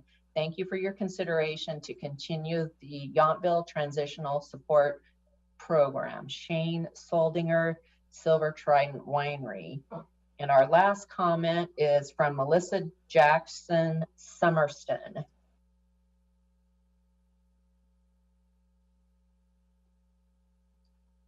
To whom it may concern, the Priest Ranch Tasting Room at 6490 Washington Street has positively benefited from the town allowing us to increase our outdoor tasting area during the COVID-19 restriction. Customers love to sit street side enjoying wine tastings and our food pairings. We have seen a dramatic increase in sales since reopening and closing, even with 2/3 of our seating removed. Our sales were over 23,000 over 2019 actuals, all while being closed 4 months, a third of the year. The positive sales trend has continued through March 2021. March 2021 was our largest in sales since we opened in 2010. This growth pattern is in light of a decrease in visitation of approximately 20% over prior year. We think extending the outdoor seating is a positive improvement for our business and for the image of the town of Yountville. We thank the town of Yountville Council for their efforts to help us during the pandemic and looking forward to rebuilding our economy in the future. Thank you for your consideration, Craig Becker, Summerson. That concludes the public comments. And nothing since we have been in our meeting? Nothing that I can see, Mayor. Okay. Great, Yep. Thank you. You're welcome. Vice Mayor? I was ready to make a motion when you're ready, Mayor. I believe unless there's additional comment from anyone having heard the public comments. If not, Vice Mayor, go ahead.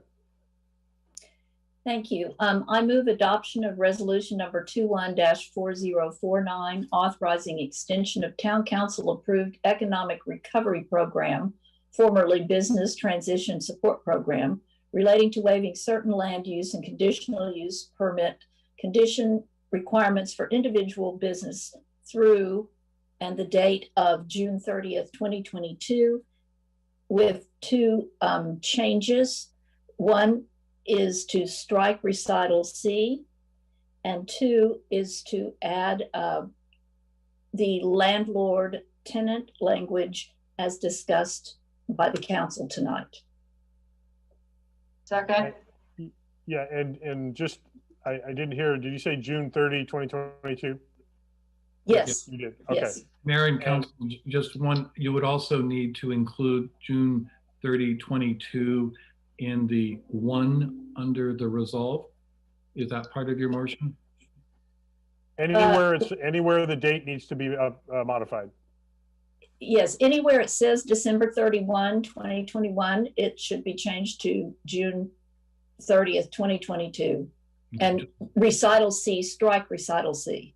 Correct. I'm just saying resolve one needs that. So that's the only other one I caught. Yes. Going through. Okay.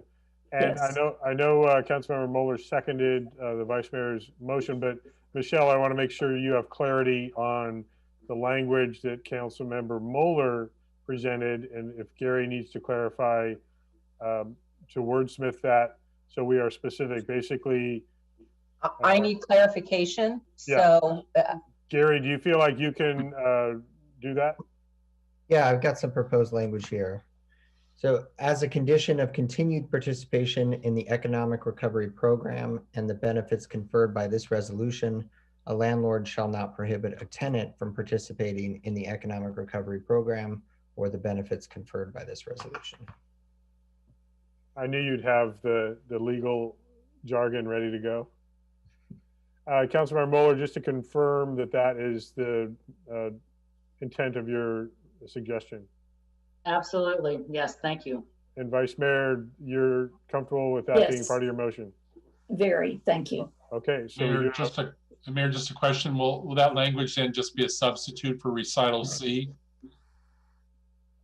No, I think it's going in part 2. My recommendation is that it be a resolve 2, and the resolve 2 will become resolve 3. Right. Agreed. Okay, so we have clarity on that. We do have a motion by Vice Mayor Dorman, second by, I think it was Councilmember Moeller. So we can go ahead and take a vote, please, Michelle. Thank you. Vice Mayor Dorman, Yes. Councilmember Moeller, Yes. Councilmember Knight, Yes. Councilmember Dornbecker, Yes. Mayor Dunbar. Yes. Thank you. And thanks everybody, and also for the public comments that we did receive, but thank you for talking through all of that. I think it's also appropriate that we thank our town manager for basically helping craft this in the very beginning, and it's also become kind of a leading program throughout the county. So thank you, Steve, for having the foresight for that. And I know that we got some input, Whitney Diver McAvoy, among others, that helped represent our business interests to generate the program. I know because as I mentioned earlier, we have, beyond the public comments we received, every business that has been participating in these types of modifications is very appreciative. I've heard from folks in Napa, from St. Helena, and in other places they're doing street closures. We don't really have that capability here, but others are taking advantage of the circumstances they have in place. And so I know that it's very appreciated. So with that, we will move on to our next item, item 10C, fractional and co-ownership of residential real property discussion. This is discussion and possible direction regarding fractional and co-ownership of residential real property held by LLCs and other entities. And I believe, Gary, are you going to lead this discussion, or Steve? I'll start and then transition to Gary. And I'll start a little bit. This conversation is really a conversation first with the council from Gary and I in observation to some trends that we're seeing in the local real estate.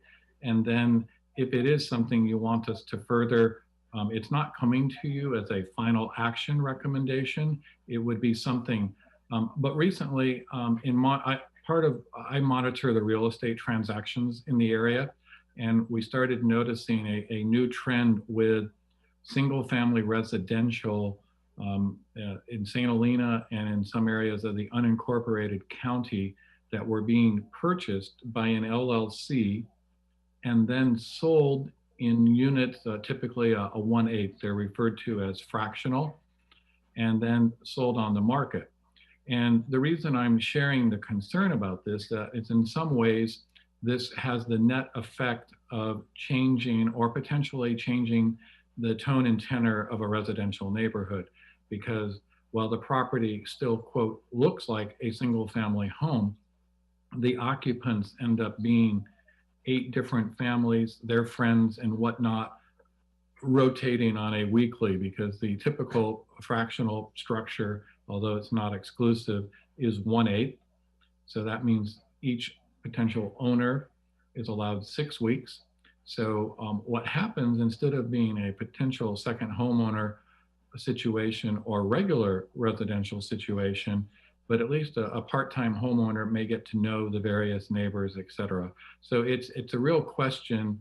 We're seeing some of this happening. They're taking properties off the market.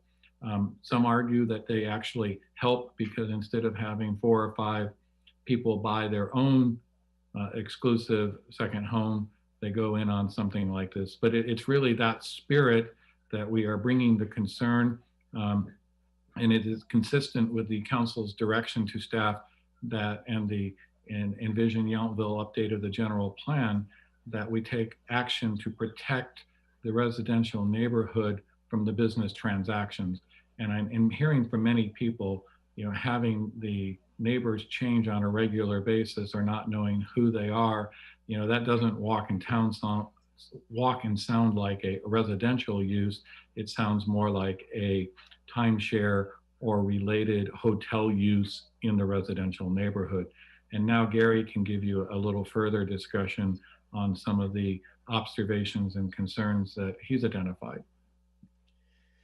So as Steve mentioned, it has characteristics of both ownership. It is clearly owned by an LLC, but has members, multiple members, 8 or conceivably many more. I don't think there's any limit to the members that could under the LLC.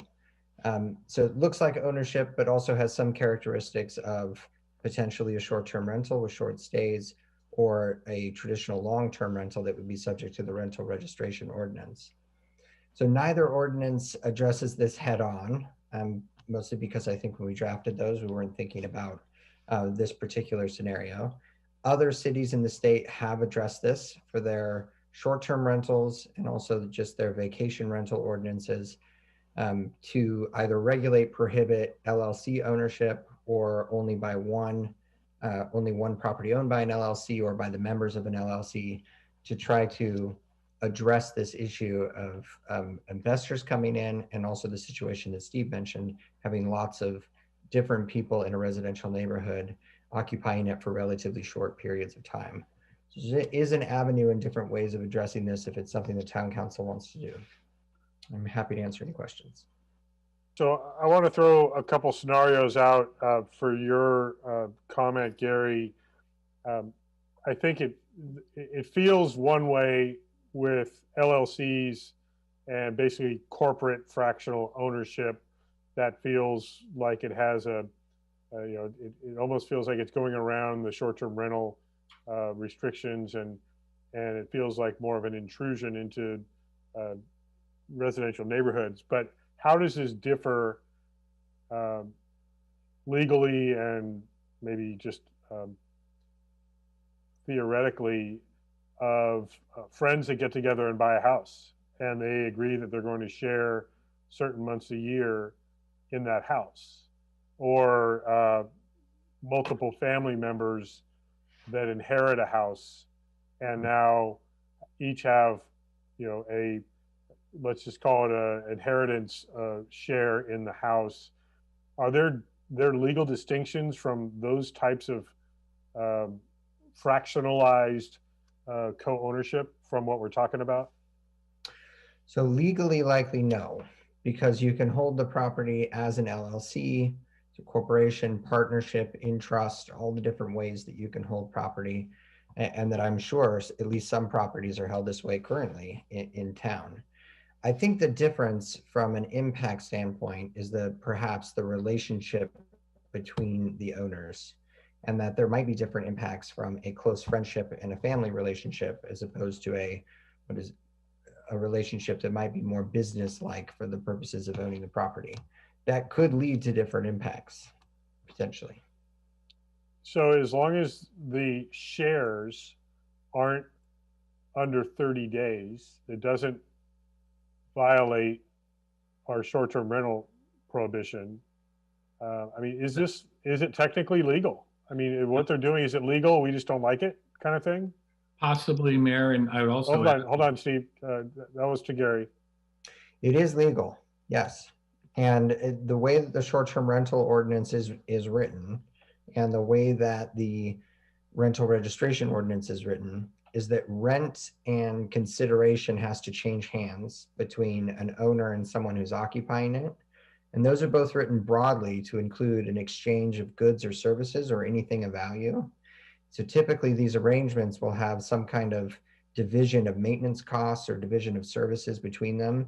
And so there is things of value being exchanged for the occupancy for those periods of time, which is why it does fit, at least in some regards, into the current regulations that the town has of these rentals.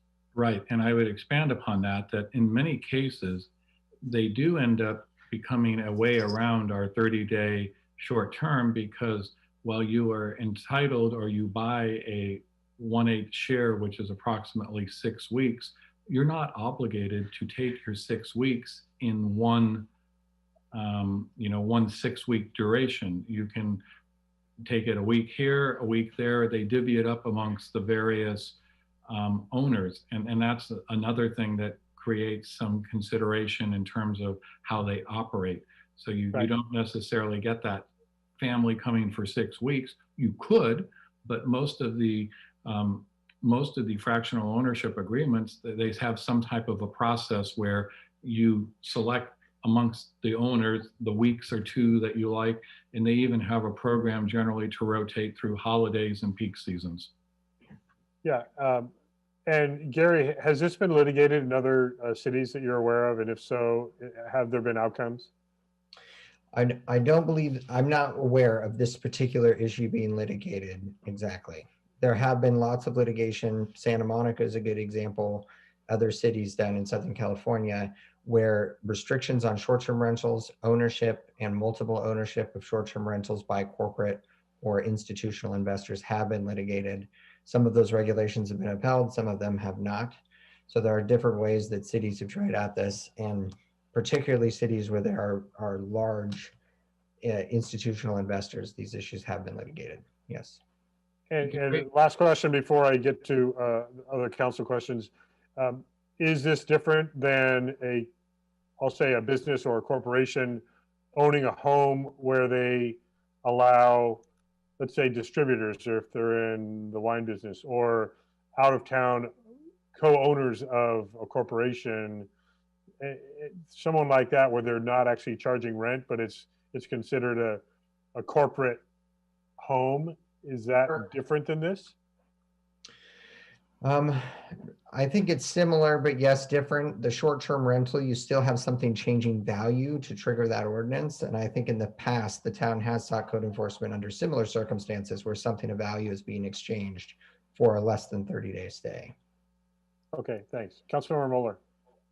Yes, I have questions for Gary as well. First, I would like to see whatever Gary can come up with to the greatest extent possible. I think protection of our neighborhoods is extremely important to me. It's also extremely important to just about every resident. So this is important. So generally, you're going to bring back some information. You're going to be tightening up some of our current code, but is it really going to pretty much be limited to this 30-day stay? Or, are there some other avenues that you just have general thoughts about now? So I do think that the definition of a rental under the rental registration program can be expanded to include this. So that would capture registration. And I do think that short-term rental could be addressed as well to capture this. So essentially, it would be longer than 30 days. Okay, so, and in our current ordinance, that 30-day period, as soon as they show up, it's blocked for the next 30 days. They can't say, well, somebody had it, but then they let me use part of it or any of that 30-day period. Correct. Yeah, the As stay. a workaround. Yeah. Okay. Mm-hmm.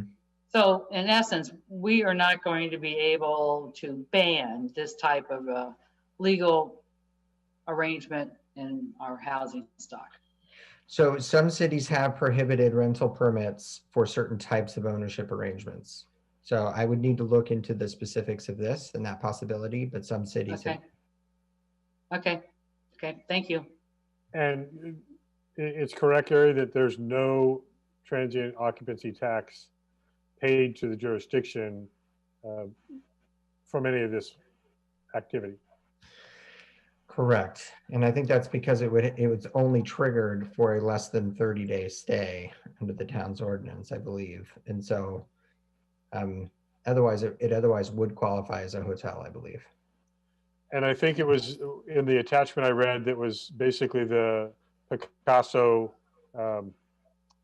term sheet that was saying you own, so it's not the same thing as renting, that you are part ownership in it, you have legal ownership, you can sell your share. So is that a way around what we're talking about in terms of limiting with rental language? I think they're describing, I don't think that changes the town's perspective. No, is the short answer. They're Okay. describing the legal relationship between them, but the town retains the ability to define what the relationship is and what it means to rent. Okay, Councilmember Dornbecker and then Councilmember Knight. Yeah, thank you. And I think this question is for Gary too, because if they are a fractional owner, however, and they come and stay for a weekend, then they aren't actually breaking the rental agreement. Is that correct? The rental ordinance, I think you're Right. referring to. Right. So under the current ordinance, it does talk about occupying and giving something of value or exchanging goods or services to someone else.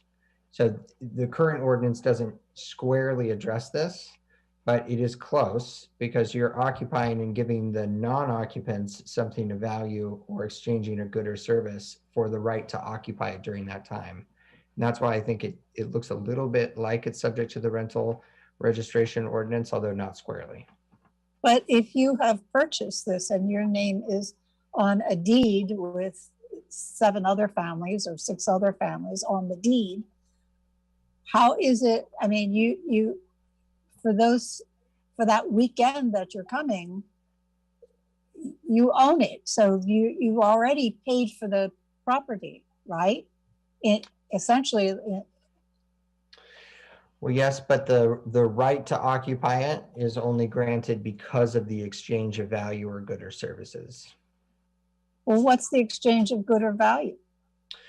So as I understand it, typically the LLC agreement will have details in it about maintenance, services, costs, in addition to when the different owners are permitted to stay there. And so your right to occupy for a period of time is conditioned and only allowed because of an exchange of value to other people who are not currently there. That's why it looks a little bit like a rental. And could you tell me how other jurisdictions have addressed this, and have they been successful? I'm not aware of addressing this issue squarely, the co-ownership issue. I am aware of other jurisdictions that have restricted or prohibited rental and vacation rental permits to homes that are owned by LLCs just outright, and said we're just not going to allow it. It needs to be owned in a different way to prevent this, and also institutional investors and other folks who would own a real property in an LLC form. I'm very concerned about this because we're going to have, an influx of weekenders for this. So certainly St. Helena is definitely looking into this. They're noticing the same trend. Gary, is it, and then I see Councilmember Knight next. Gary, is the value that's exchanged, say there are 8 owners, they don't actually own it without the other owners, and that's kind of the value trade-off, that no one of them owns 100% of the property, so each one gets value from the others owning a piece of the property they could not otherwise own by themselves. Is that accurate? That is accurate, yes. And also the services and maintenance and whatever else goes into that, is that, that you're giving something to everyone else in exchange for your legal right to occupy it for a period of time. Got it. Councilmember Knight. Thank you, Mayor. Listening to this discussion, I definitely support all efforts by the staff and town attorney to limit the promotion of this type of land ownership. I agree with Councilmember Moeller that, it seems to me it's just really a end round to promote timeshare ownership, and would be detrimental to the health of our neighborhoods. And I'm open even to, if it means looking at the increasing the minimum length for rental in the community, in essence making the minimal length more than 30 days. So it could potentially limit the number of people who invest, because I'm certainly not clear now how the town can regulate an LLC. I'm definitely supportive of all efforts to try to limit this promotion. So thank you. Thanks. And since, like we did a couple items ago, we've gotten right into the discussion, and I want to go to Michelle. I know we have at least one public comment before we go further. I know Vice Mayor is ready to go, but let's hear I think it's one public comment. I don't want that to get lost before we continue the conversation. Thank you, Mayor. The first and only public comment is from Lloyd Penrod. Dear Mayor and council members, government getting involved with property ownership and what an owner can do with their property can be a touchy subject. How many owners there are for a piece of property should not be a concern of the town unless a property becomes a quote hotel-like situation where there are 50 plus owners and it could affect neighbors. I'd prefer to see the town stay out of it, or if they do feel the need to get involved, set the limit at something like 12 owners. These fractional ownerships are normally very well kept homes and are set up with owners contributing to a maintenance budget. Keep in mind, these 12 would be deeded owners who would be there at least a month out of the year and have an interest in preserving the property and neighborhood. Thank you, Lloyd Penrod. And that is it for me. Okay, thank you. Then I'll go back to Vice Mayor. Thank you. And thank you, Mr. Bell and Town Manager for the reports. My first question is for our Town Manager. What is it that you're looking for from us today? Is it to say that we want more information? And if that is the case, which I think is the case, how can we, should we as individual council members send you our specific questions? Or how, sort of tell me the process you see, please. What I really am asking for is, if you're interested, the town attorney and I will work on trying to find and research legal mechanisms, what some other communities are doing, and then we will bring you back a recommendation or several things for you to take a look at as we progress down this path. That's what we're looking for today, and then we will go do homework on this. And I know Gary is, we've both been talking that Palm Springs is a good place for us, but we'll do homework and look at some different scenarios, bring back some recommendations and approach. I do also want to share, I don't know that it made it into the official public comment, but there was a letter and email thread from Rob Wiley on Mulberry that included a few council members, I believe, that expressed that they were glad that the community was looking at this and expressed concern about what it could do in the neighborhood as well. So I think that's really what we're looking for. We didn't want to spend a whole lot of time, and obviously when the attorney's involved, I really want to make sure that this is a course of action, that the town is interested in the outcome before because Gary will spend some money putting the response together on this.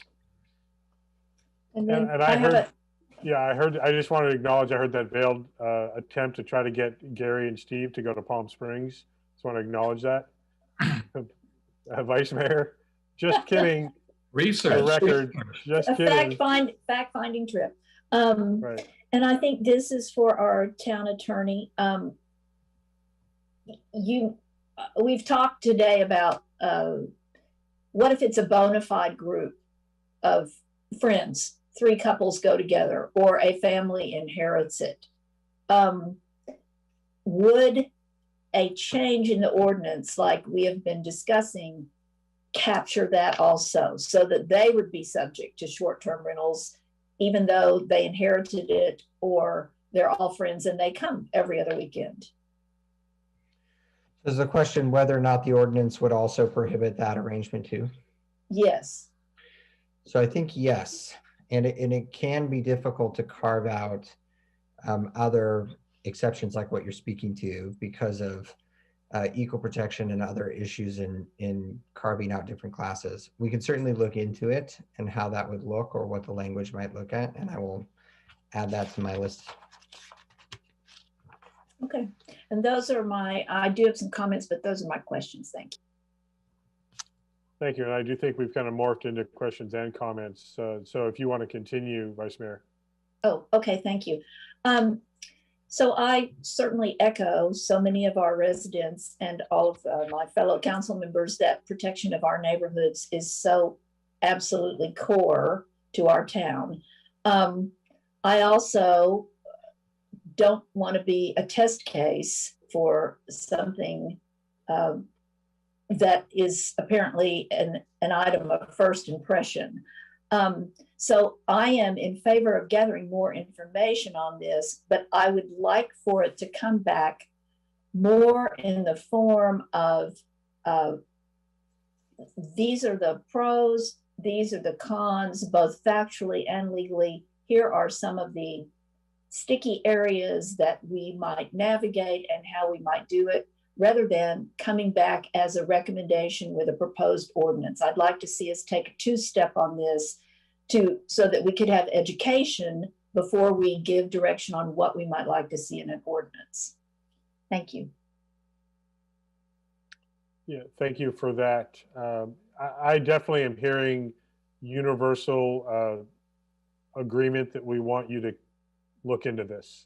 I think that's the direction we are being asked. And so I would just want to start there, that yes, there's interest.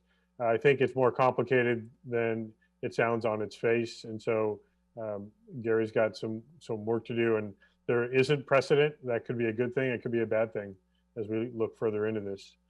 Councilmember Dornbecker. I just echo the sentiment that it's, I want to find out as much as we possibly can. I realize that we cannot,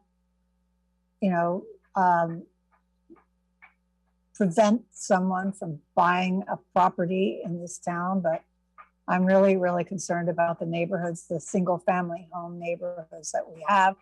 The other thing is that as the RENA numbers that we are going to be confronting come up, I hate to think that we're going to be losing inventory to LLCs. I really do. Thank you. So yes, please look into what can we do to minimize the impact. Thank you. Councilmember Knight. Thank you. Just briefly, I strongly support us trying to do something, but I also strongly support the Vice Mayor's recommendation that we make it a two-step process so that we get your recommendations from staff, we get community conversation and input on the item, and then we move forward. Thank you. Thank you. And if you have any more room on the legal pad, Gary, I know this isn't fully vetted yet at the state level, but serious conversations about changing residential single-family home zoning by state law and what the implications might be in this case. Well, because first of all, we already have lost authority over accessory dwelling units, and we potentially could lose the ability to regulate single family versus duplex, triplex, fourplex in single family neighborhoods. I could see this playing out as an LLC buys a single family residence and then can put a fourplex there and now has 4 units. And that could create a whole different dynamic. And that could, if some legislation passes, be state law that we cannot stop. Don't mean to be even more alarming, but this could have additional consequences that we need to be able to evaluate. So, but I think I'm hearing definitely unanimous concern and interest in you finding out more information and coming back. Steve, that's all the direction you needed, correct? All right, very good. Thank you. And what I would also suggest, maybe this is Gary checking in with the attorney in St. Helena. I know this has been an issue the council has been discussing, or potentially Steve and the town manager. See if they have learned anything, and we could do some information sharing that might be mutually beneficial. Thank you. Thank you. And actually, Steve, we should probably check either through the city managers or the mayor's group to find out if it's also already on it. There are a number, that's like, as Gary has indicated, there are a number of communities that have done something or a portion or are looking at it. And he's also, I'm sure, talking with the league city attorneys as well on the topic. Right. Great. Thank you. Okay, we're going to move on to our first staff report. And I believe this is going to be Kyle, who's been patiently waiting all this time. And we are going to get an update on our February 21 financial report. Kyle. Thank you, Mayor. Appreciate it. Good afternoon, everybody. I'm going to start off our February 2021 monthly financial report by discussing our general fund revenue. Overall, there's not too much to this report. It was a pretty kind of what we were expecting last month. So for property tax in February, we collected all of our tax applicable to January. Our annual budget amount for the current fiscal year is 1.7 million for property tax. And as of February 28th, we collected 1.2 million. So we're looking pretty good with property tax. Nothing much to report there. Also regarding sales tax, as expected, our February sales tax collections were very minimal. But that being said, as we're starting to see some more activity around town, it's looking like next month for our March sales tax collections, we'll be able to report a healthier number there. And similar to sales tax, there's not too much to report regarding TOT revenue, but hopefully with the more activity we're seeing, we'll be able to see healthier TOT revenues moving forward. Moving from the revenues to our general fund expenditures, most of our expenditures, they are on track with our fiscal year budget. The target percentage of budget utilization for February is 66.7%. I mean, the only accounts that are showing amounts over that, I think there's only 3, maybe 4 accounts. Those are due to timing of larger expenditures that we made at the beginning of the year or other easily explained reasons like that. For the Yountville Arts account, keep in mind that that program has an offsetting revenue account that will always offset our Yountville Arts expenditures. Moving to our capital projects report, the PK17 Sports Court renovation project looks like it went a little over budget, but as we noted in the report, the town did receive that additional $2,500 contribution, the pickleball club, to help cover the total cost of that project. Another project I wanted to highlight was a PK21. That's for the Ventrac mower and containers project. In December, the town purchased trash and recycling containers per resolution 20-4009 for this project. And in February, we received the second reimbursement from this project from the Upper Valley Waste Management Agency. So as such, we have now been fully reimbursed for this project. Moving on to our water and wastewater funds. As we noted in the report, our revenues for both operating funds are trending slightly above the year-to-date target. Expenditures for the water operating fund are also trending slightly above our year-to-date target. And then the very last thing I wanted to point out was that the expenditures for the wastewater operating fund, overall, it shows 80.9%, which of course makes it look higher than we would want. But keep in mind that a large portion of that is made up of the 1.9 million transfer out of this fund to wastewater capital funds. So if you remove that, in reality, the wastewater operating expenses are actually pretty healthy at about 58%, which is a good 7% or so less than our target, which is good. So that's it for me. Any questions? Thank you, Kyle. Any questions from council members? Yes, Vice Mayor. Thank you. Thank you, Mr. Batista, for the report. Have we had to go into our reserves yet to fund our general budget expenses? No. Great, thank you. I heard Celia as a shadow voice confirming that. Thank you. I appreciate the shadow confirmation. Any other questions? There's one that popped in my head. That might be more of a Joe Tagliabashi question. When you were talking about the sport court renovation, do we anticipate any budget impacts on needing to kind of reopen any of our recreational facilities? I'm thinking specifically of bocce courts and the sand volleyball court that was shut down and basically shuttered for so many months. Anything of any significance, or is it just kind of refresh and reopen? Yeah, Mayor, that was all budgeted in last year's budget cycle. So the bocce courts, the crews have been out getting them ready for play that's beginning next week. We don't anticipate coming to the council for any additional budget amendments or adjustments. The same is true for the volleyball courts. We're not quite sure when that's going to open, but when it does, we don't anticipate needing additional resources to open that up and give it the attention it needs so that play can resume. Okay. Just flashed into my head, so I wanted to ask that question. Thank you. A good answer, Yes, too. Thank Any you. other questions? Okay. Well, thank you for that report very much, Kyle. You're And with the footnote from Celia.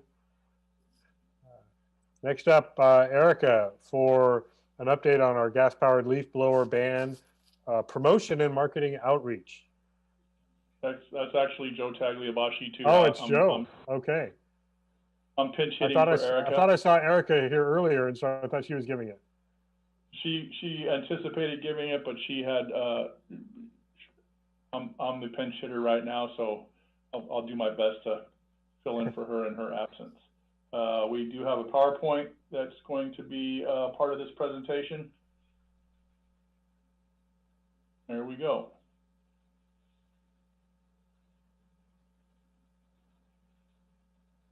Happy to have you, All Joe. right. Yep, there we go. Gas-powered leaf ban ordinance. We began planning to do the outreach. Next slide, please, Eddie. We began planning to do the educational outreach for this very early on. We executed the plan shortly after council approved the ban and the incentive program. So to date, over 2,000 informational mailers have been distributed to residents and businesses. 30 additional informational mailers were sent out to our landscape companies with a current business license.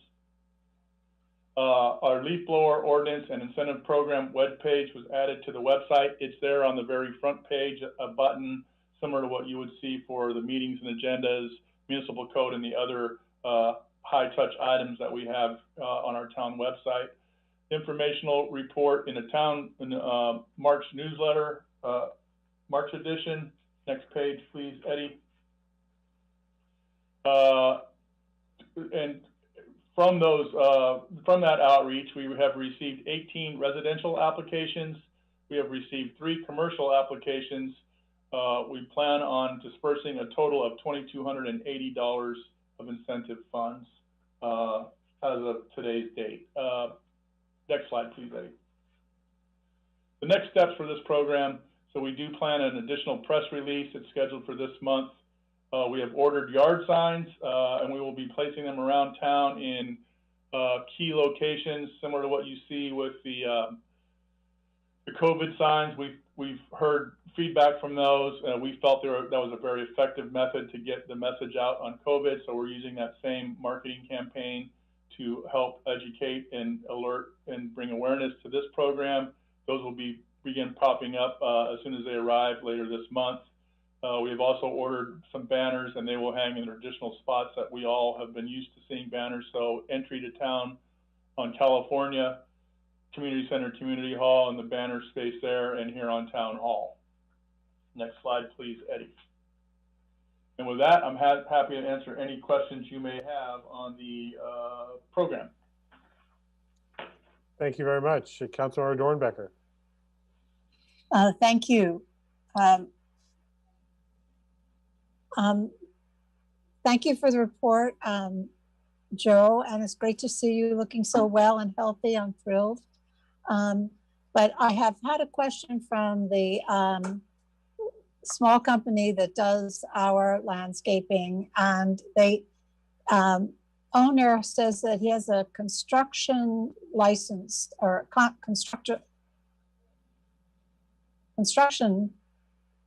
landscape construction license from the town of Yountville, but I told him that he also needs to have a business license. And he said that does. he does. And I guess he has the landscaper's license from the state, but not from the town. Is that correct, Steve?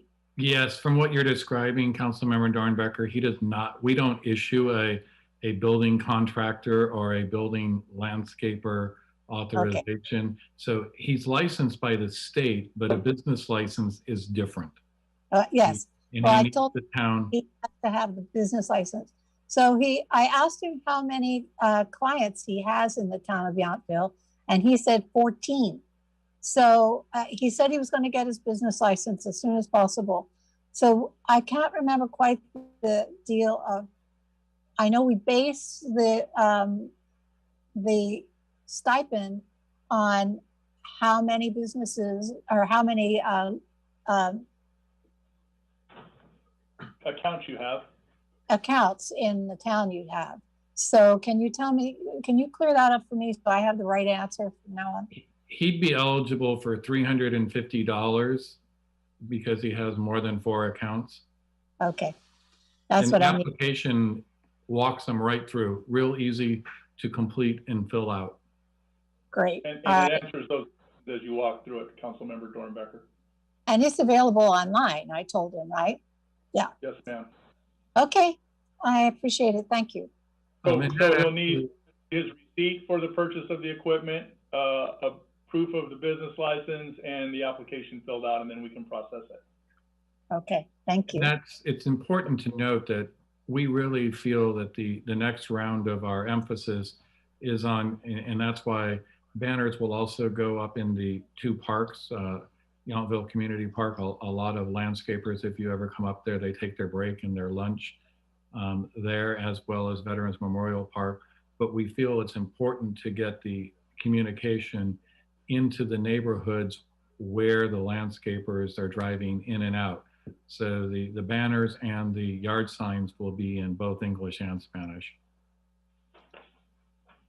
And I want to acknowledge the Napa Sierra Club and Chris Benz for helping with the donation that goes directly to this program with the public outreach and the bilingual messaging. So that was a nice partnership that we had. Councilmember Knight. Thank you. I just want to thank Joe and the staff for the work you're doing on this promotion.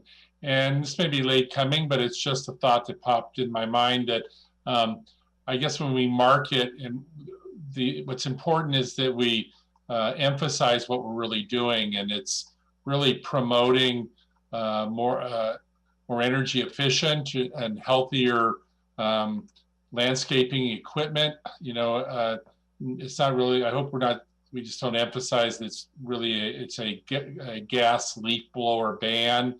It's maybe taking a note from conversations about guns, that we're not talking about gun bans or gun control. We're talking about sensible and better choices for our environment and our health. And that I just want to say that it's always good to promote the education and the purpose of this, and instead of emphasizing a ban, but an effort to improve the quality of our environment and our living standards. Thank you. Thank you. Thank you, Joe, for stepping in for the PowerPoint. Did a great job of getting us updated.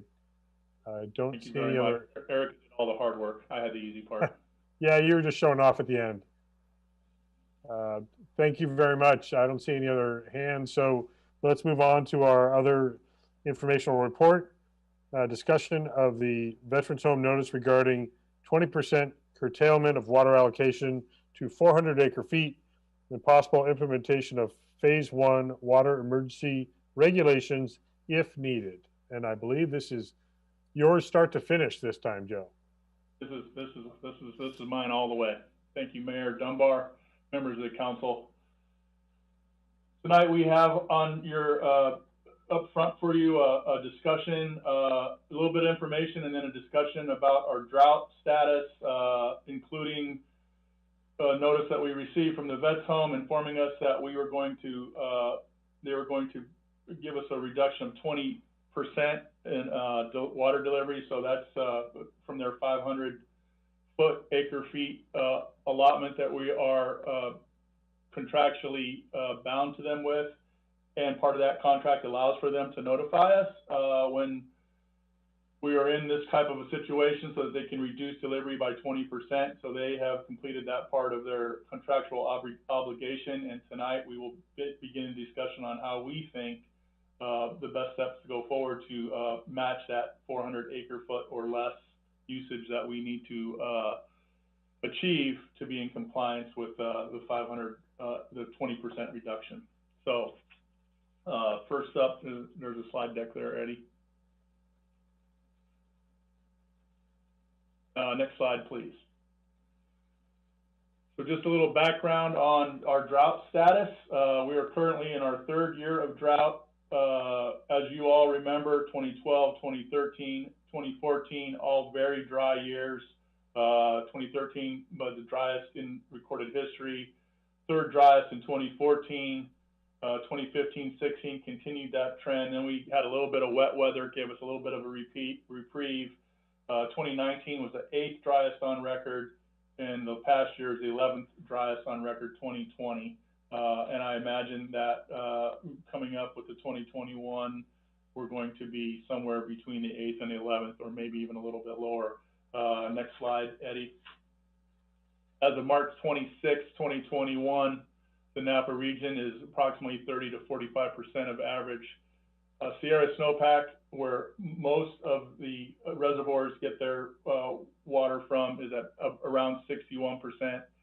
Some places in the Sierra are a little bit higher, but 61% seemed to be the number that I kept finding in my research. The problem with that number is basins and groundwater have been filling the gap because we have been in drought, and as a result, they are now at historically low levels in the 55 to 68% range, depending on the location in the reservoir. Next slide, please, Eddie. That brings us to our discussion of how we achieved this. The last time we were in this, in 2015-16, the state declared drought. It doesn't appear that the state is prepared to declare any drought conditions at this stage in the year. It may change as we get closer to the fall. However, we all have been notified by the Vets Home, so we have our own marching orders and a sense of urgency to manage our water and conserve to the best of our ability. In the last go around, this were the phase 1 restrictions, and these were prohibitions for everyone. So most of these are voluntary management principles. We did go to a phase 2 the last time around, if you all recall, which included some additional measures. We were watering, I think we allowed 3 days of watering, even in odd addresses. So Monday was an off day, but Tuesday, Wednesday, Thursday, Friday, and Saturday and Sunday were odd and even days of watering. No watering between, I believe it was 7 in the morning and 6 at night, but we'll get into that slide. We have more information on that. So potable water to wash sidewalks and driveways is prohibited. Runoff when irrigating with potable water, of course, would be prohibited. You have to have a shut-off nozzle if you're going to wash your car. Decorative water features that do not recirculate the water were not allowed. Outdoor irrigation during and 48 hours following measurable precipitation. We were asking people to shut off their irrigation during those times. Next slide, please, Eddie. There were additional measures during that. As I said, we went into a phase 2 restriction, which required us to reduce additional water, and it was not voluntary. It was imposed by the town by council resolution. We will be coming back with a similar recommendation in the next month or so, within the next council meeting or two. We're going to do a lot of educational outreach with this, but those measures helped us reduce in the 28% range. They got us down to around 379 acre feet, I think we were using during that year or two, so well below the 400 acre foot measure that we need to achieve.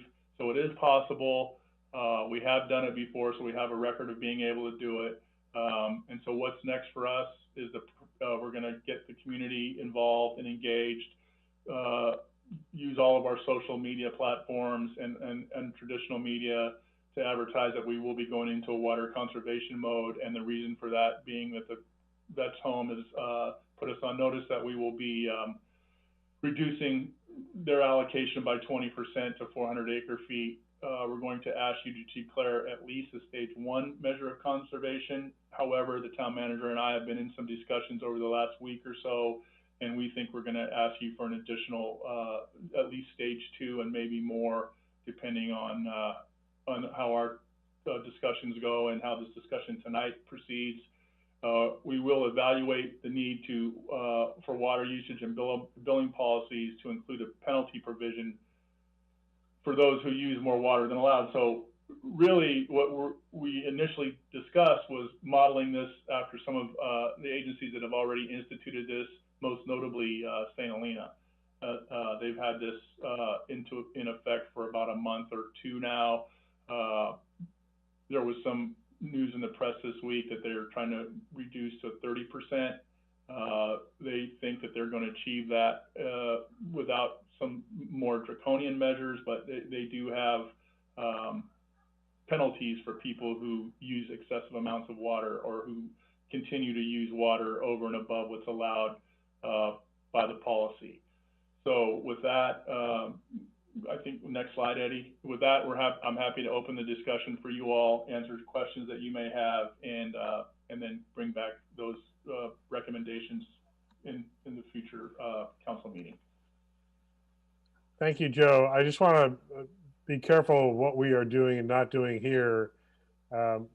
As an informational report, we're not making decisions about going into any kind of drought conditions and water restrictions, correct? We are talking about just the status as we have lost some allocation from the Veterans Home because of that is correct, Mayor. And as the Public Works Director laid out to you, we will be bringing back a more fully involved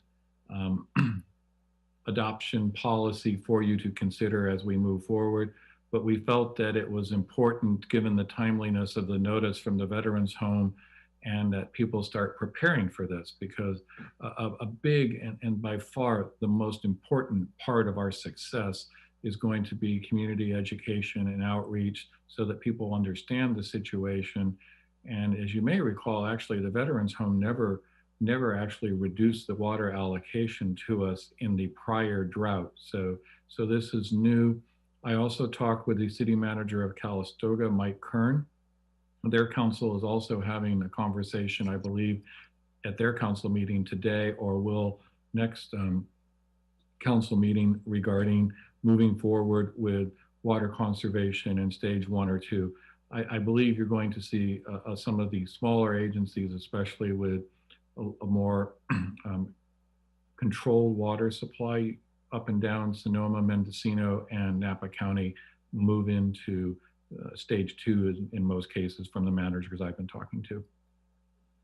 Thank you. Councilmember Moeller. Yes, it's a question for our Public Works Director, Mr. Tagliabacci.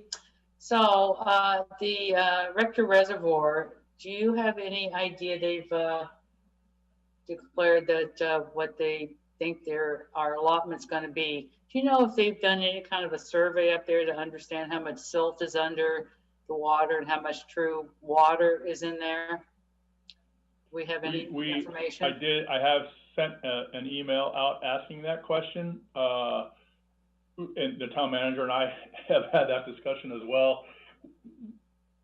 Right now, without additional information from them, we suspect that they haven't done any soundings or any surveys on how much capacity has been compromised from silt or other infiltration into the reservoir. We do know that it's low and that this, while it's not unprecedented, it is something that they're allowed to do under their contract. the city of Napa, we did reach out to them. They don't have any plans to institute conservation at this point, but that may change too, because the state has definitely let the farmers know that their water deliveries are going to be curtailed. So I would imagine that everyone's going to be on some form or fashion of conservation in the not too distant future. So it's possible, since they don't really understand, how much water and how much silt is in there, that those numbers could be off plus or minus. Yeah, I don't think it's off a whole bunch, but 10% is a big deal. 5 or 10% is a big deal.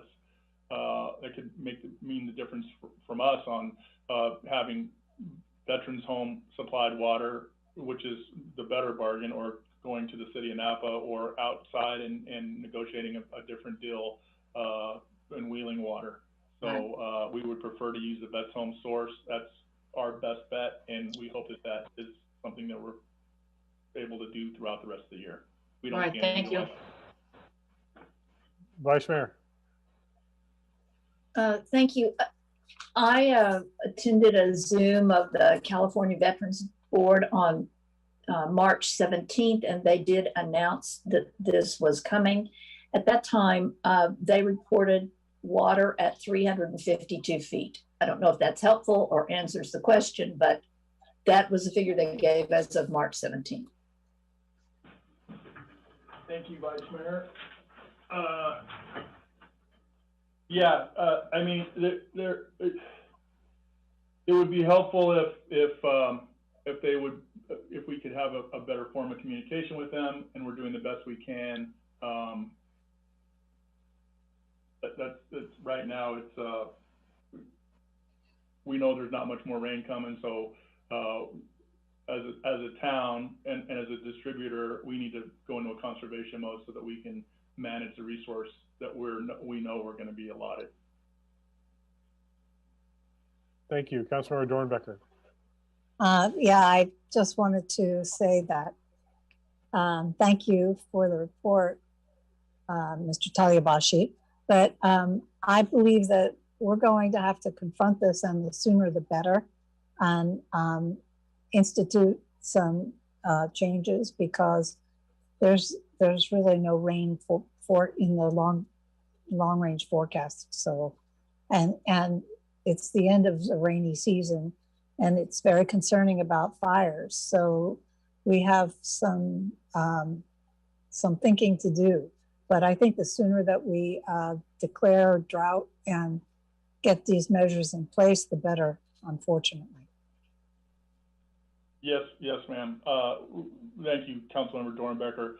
The good news is we do have a recent past history of being able to manage our conservation efforts, and when they were asked to do so, the town residents and businesses rallied, and I think we were in the 28% range of conservation, so and somewhere in the 379 acre-foot usage. So we've done it, we can do it, and I have every hope that we'll do it again.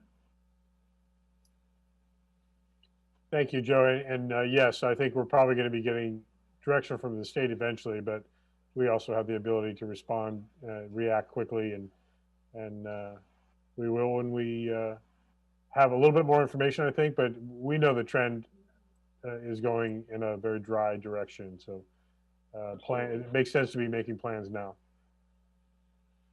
Thank you for the report, Joe. Yes, sir. We'll be back with additional information in the next meeting or two. And we actually, the next meeting will be that first meeting in May. And so we may need to have an update by then, since we did cancel our second April meeting earlier this evening. Okay, great. Thank you for that report. Let's go on to council meeting reports.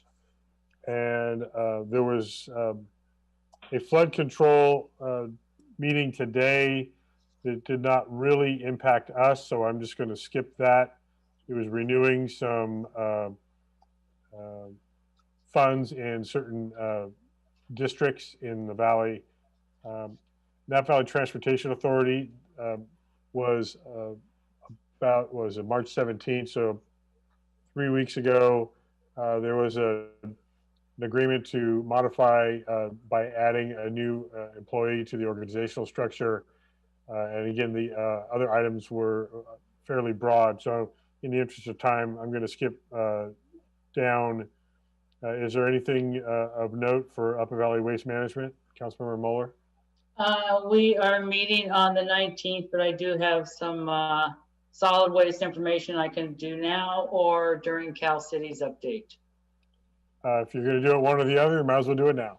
Okay, so I attended a solid waste webinar put on by Cal Cities today. And even though we had lots of items to talk about, we never moved off the one item, which was the implementation of SB 1383. You've heard me talking about that for 2 years. It is now going to officially go into effect January 1, 2022, which is year speeding by and right around the corner. When that goes into effect, that is when we can start actually imposing fines, or more importantly, Cal Recycle can even start imposing fines against municipalities and counties, et cetera, for not following this new law. The good news we heard is that we now have a legislator, Laird, who might help us author a bill. It's kind of a framework right now, SB 619. We're all very excited. This is $1 billion unfunded mandate. We've all heard that before. We're hoping to get some funding in that bill, but more importantly, because of COVID, everybody's really hurting right now, and we just need more time to start implementing this SB 1383. It's big. There's a lot of topics that are coming down the pipe. So that was the good news there. I might as well, would you like me to move right into LAFCO? Yes, please. LAFCO met yesterday. One of the major things that we did, we had our previous public member who was actually an alternate public member for 11 years and our public member for 4 years, died last month. So we had an alternate member, but so officially we had the public member seat on LAFCO was open, and we had 6 really good candidates, and we appointed, I think somebody we all know, Ken Leary, who is no longer a council member in American Canyon. So he was appointed to be the new public member on LAFCO. We also approved our 21-22 budgets not going out for public comment, and we approved the Montecito Resort annexation to Napa Sanitation District. Those were the highlights. Okay, thank you. Watershed Information and Conservation Council, any report?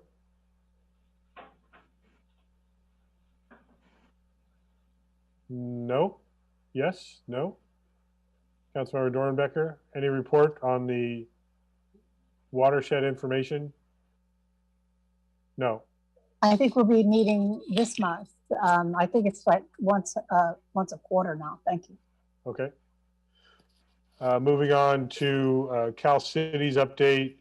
I have been co-chairing the Advancing Equity Advisory Committee.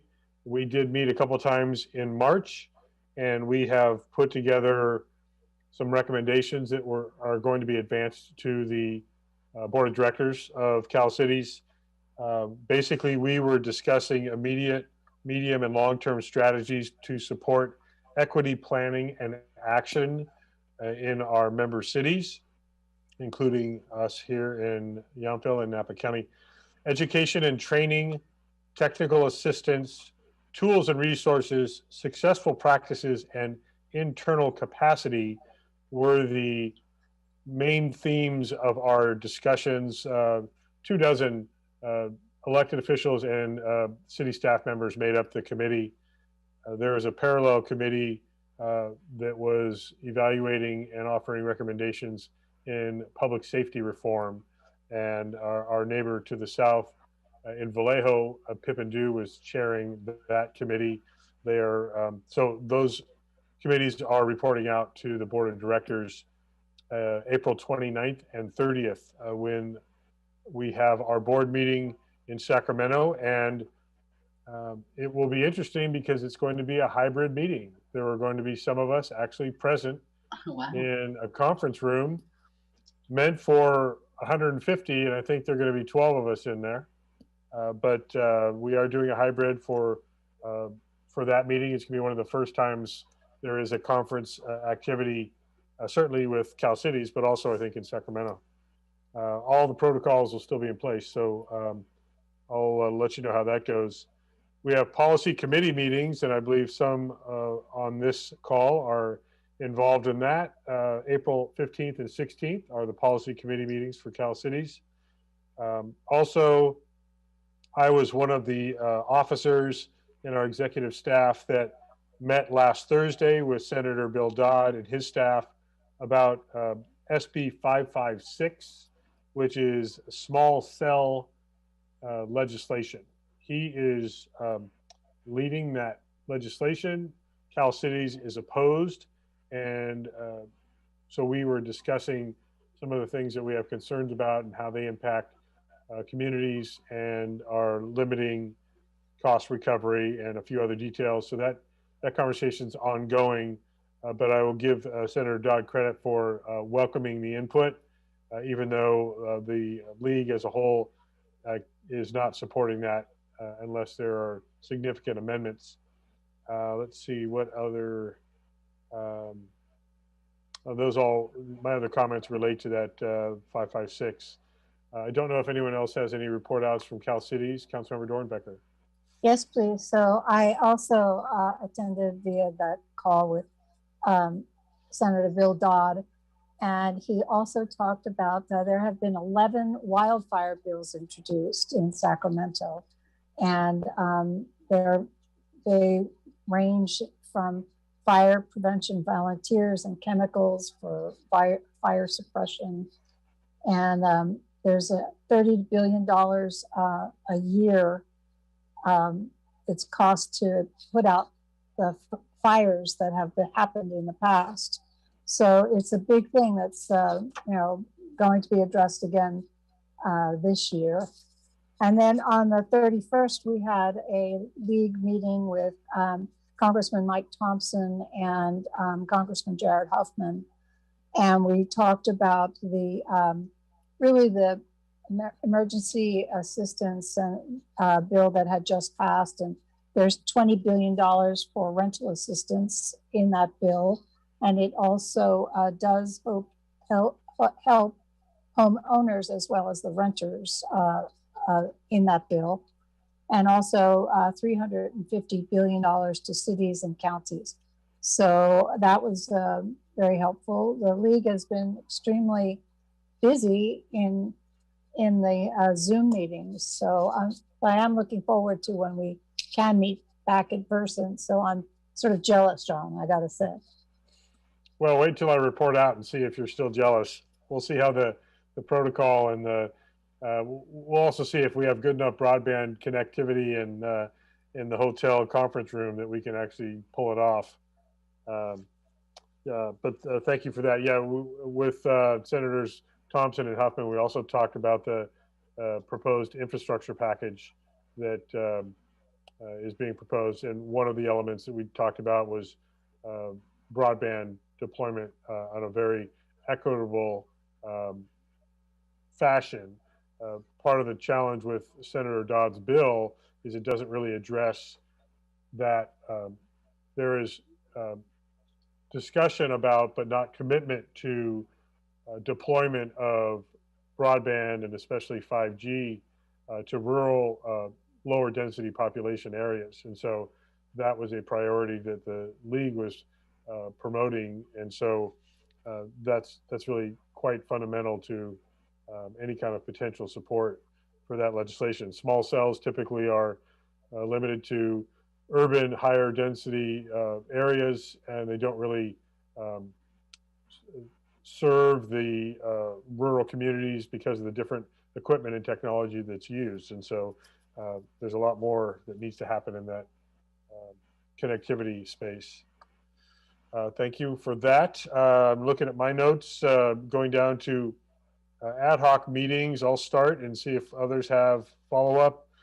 We already covered the Climate Action Committee, and we already discussed the Joint Powers Agreement, but also our Zoning and Design Ordinance Update Committee. Vice Mayor and I, along with members of our ZODO, have been working with Sandra and our others on our staff and our consultants, making, I think, very significant progress on cleaning up, updating, and making more appropriate text recommendations that will be coming forward soon. I think we're getting close to the end. Vice Mayor, I don't know if you had anything additional you wanted to share about that ongoing meeting. No, we are making good progress. We're meeting twice a month for 2 or 3 hours each time. And we are looking forward to bringing the product forward, I think, as the mayor said, very soon, which I think may be June. So thank you. Yes. Any other ad hoc or standing committee reports from anyone? Mayor? Yes, Excuse me. Councilmember Knight. I just want to make just a short report going back to NVTA. I attended the meeting for Vice Mayor Dorman, and at the meeting, and you can probably speak to it more, the Director Miller presented the NVTA Napa Valley Transportation Plan, Advancing Mobility through 2045. That's available now for the public to comment on. They can take a look at that report at nvtatransportationplan.org. And there's a meeting this Thursday, April 8th at 5:30 p.m., a Zoom meeting to provide information about that report that I believe Supervisor Pedroza will be putting that meeting on. So the public can find out information about the transportation plan and its impacts on Yountville and the Valley by going to nvtatransportationplan.org. Thank you. Great, thank you for that additional report. I failed to mention it, so I'm glad that you did. Okay, we are going to move into closed session now. We are going to, oh wait, we're not. Vice Mayor. Sorry. May I make a brief report on the rest of the California Veterans Board meeting before it gets too stale? Thank you. So again, this was March 17th. At that time, we just lost your audio.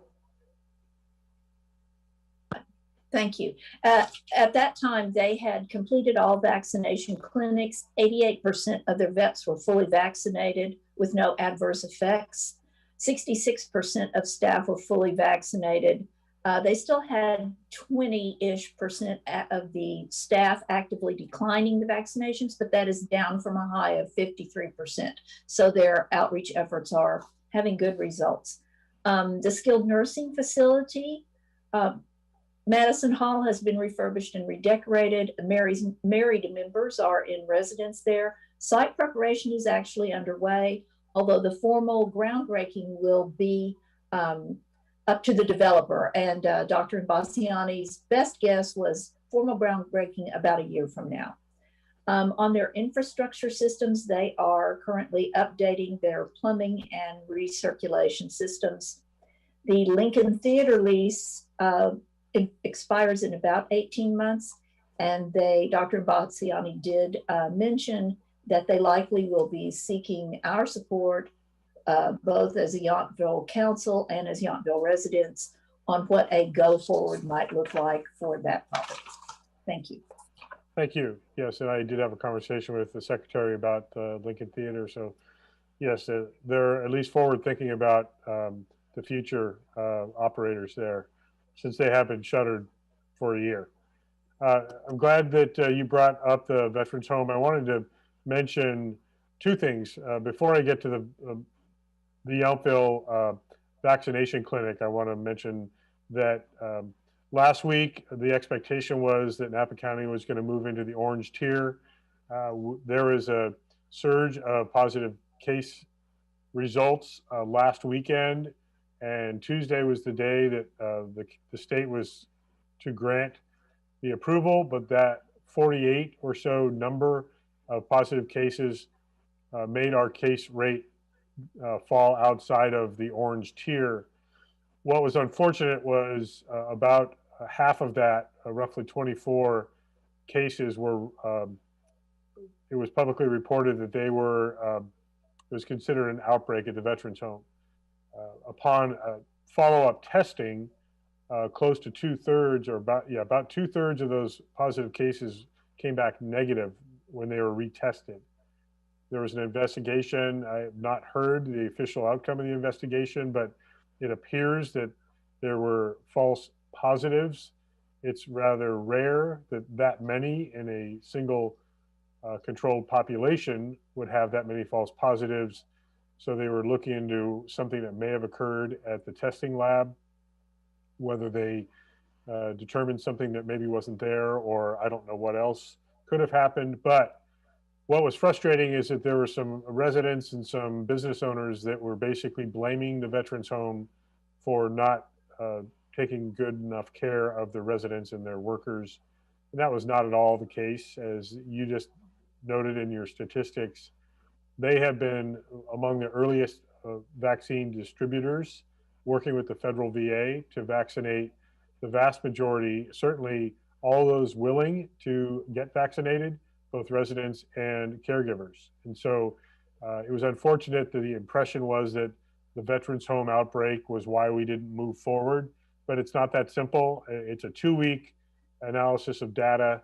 So I just wanted to make a mention of that as we are now going into the orange tier as of midnight tonight into tomorrow. So to clarify that. The other thing I wanted to recognize, since it did just happen yesterday for the second time, the first Yountville vaccination clinic was a couple weeks ago, and the second one was yesterday.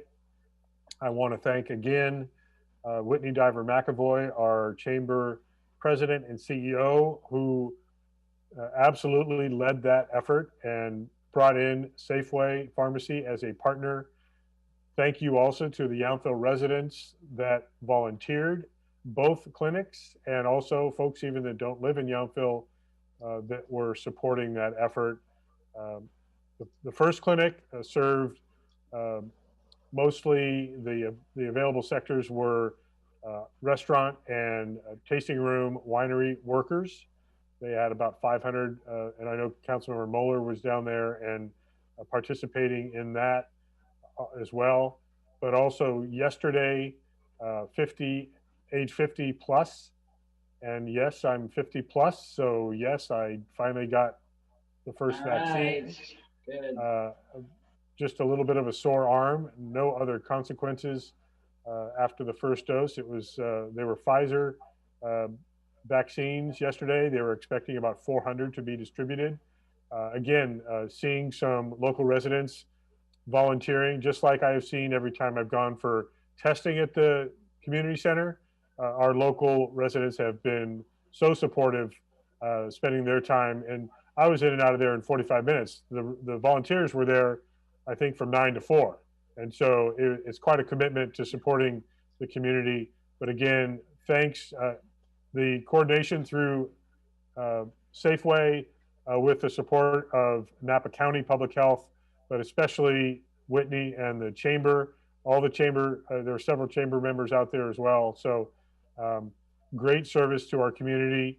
I know many of our residents received, as well as our hotel and lodging workforce were being prioritized along with all of us that are 50 plus.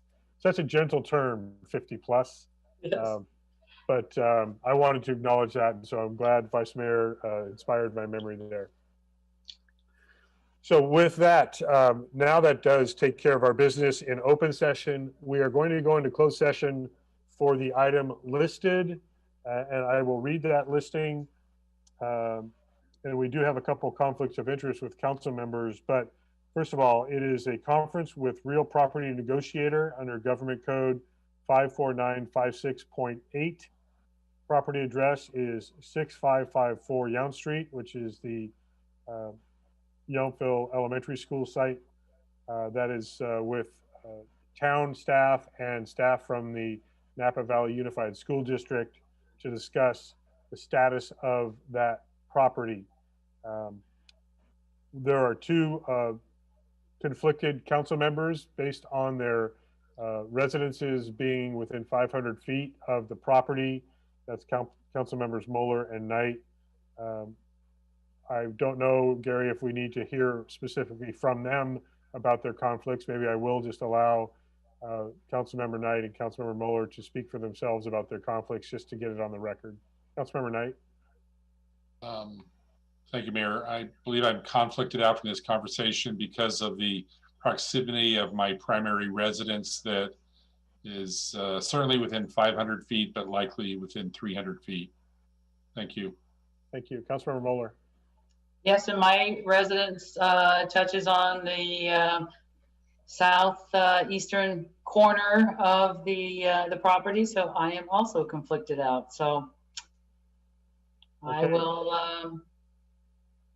I hope you do a good job in closed session.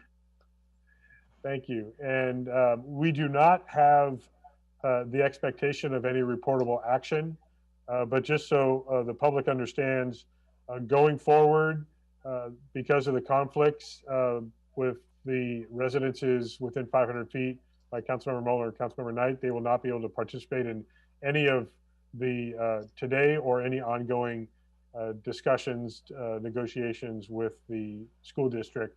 So it would be left up to Councilmember Dornbecker, Vice Mayor, and myself, along with Steve and staff. So with that, we are going to go into closed session. Like I said, we have no expected reportable action to come out of this closed session.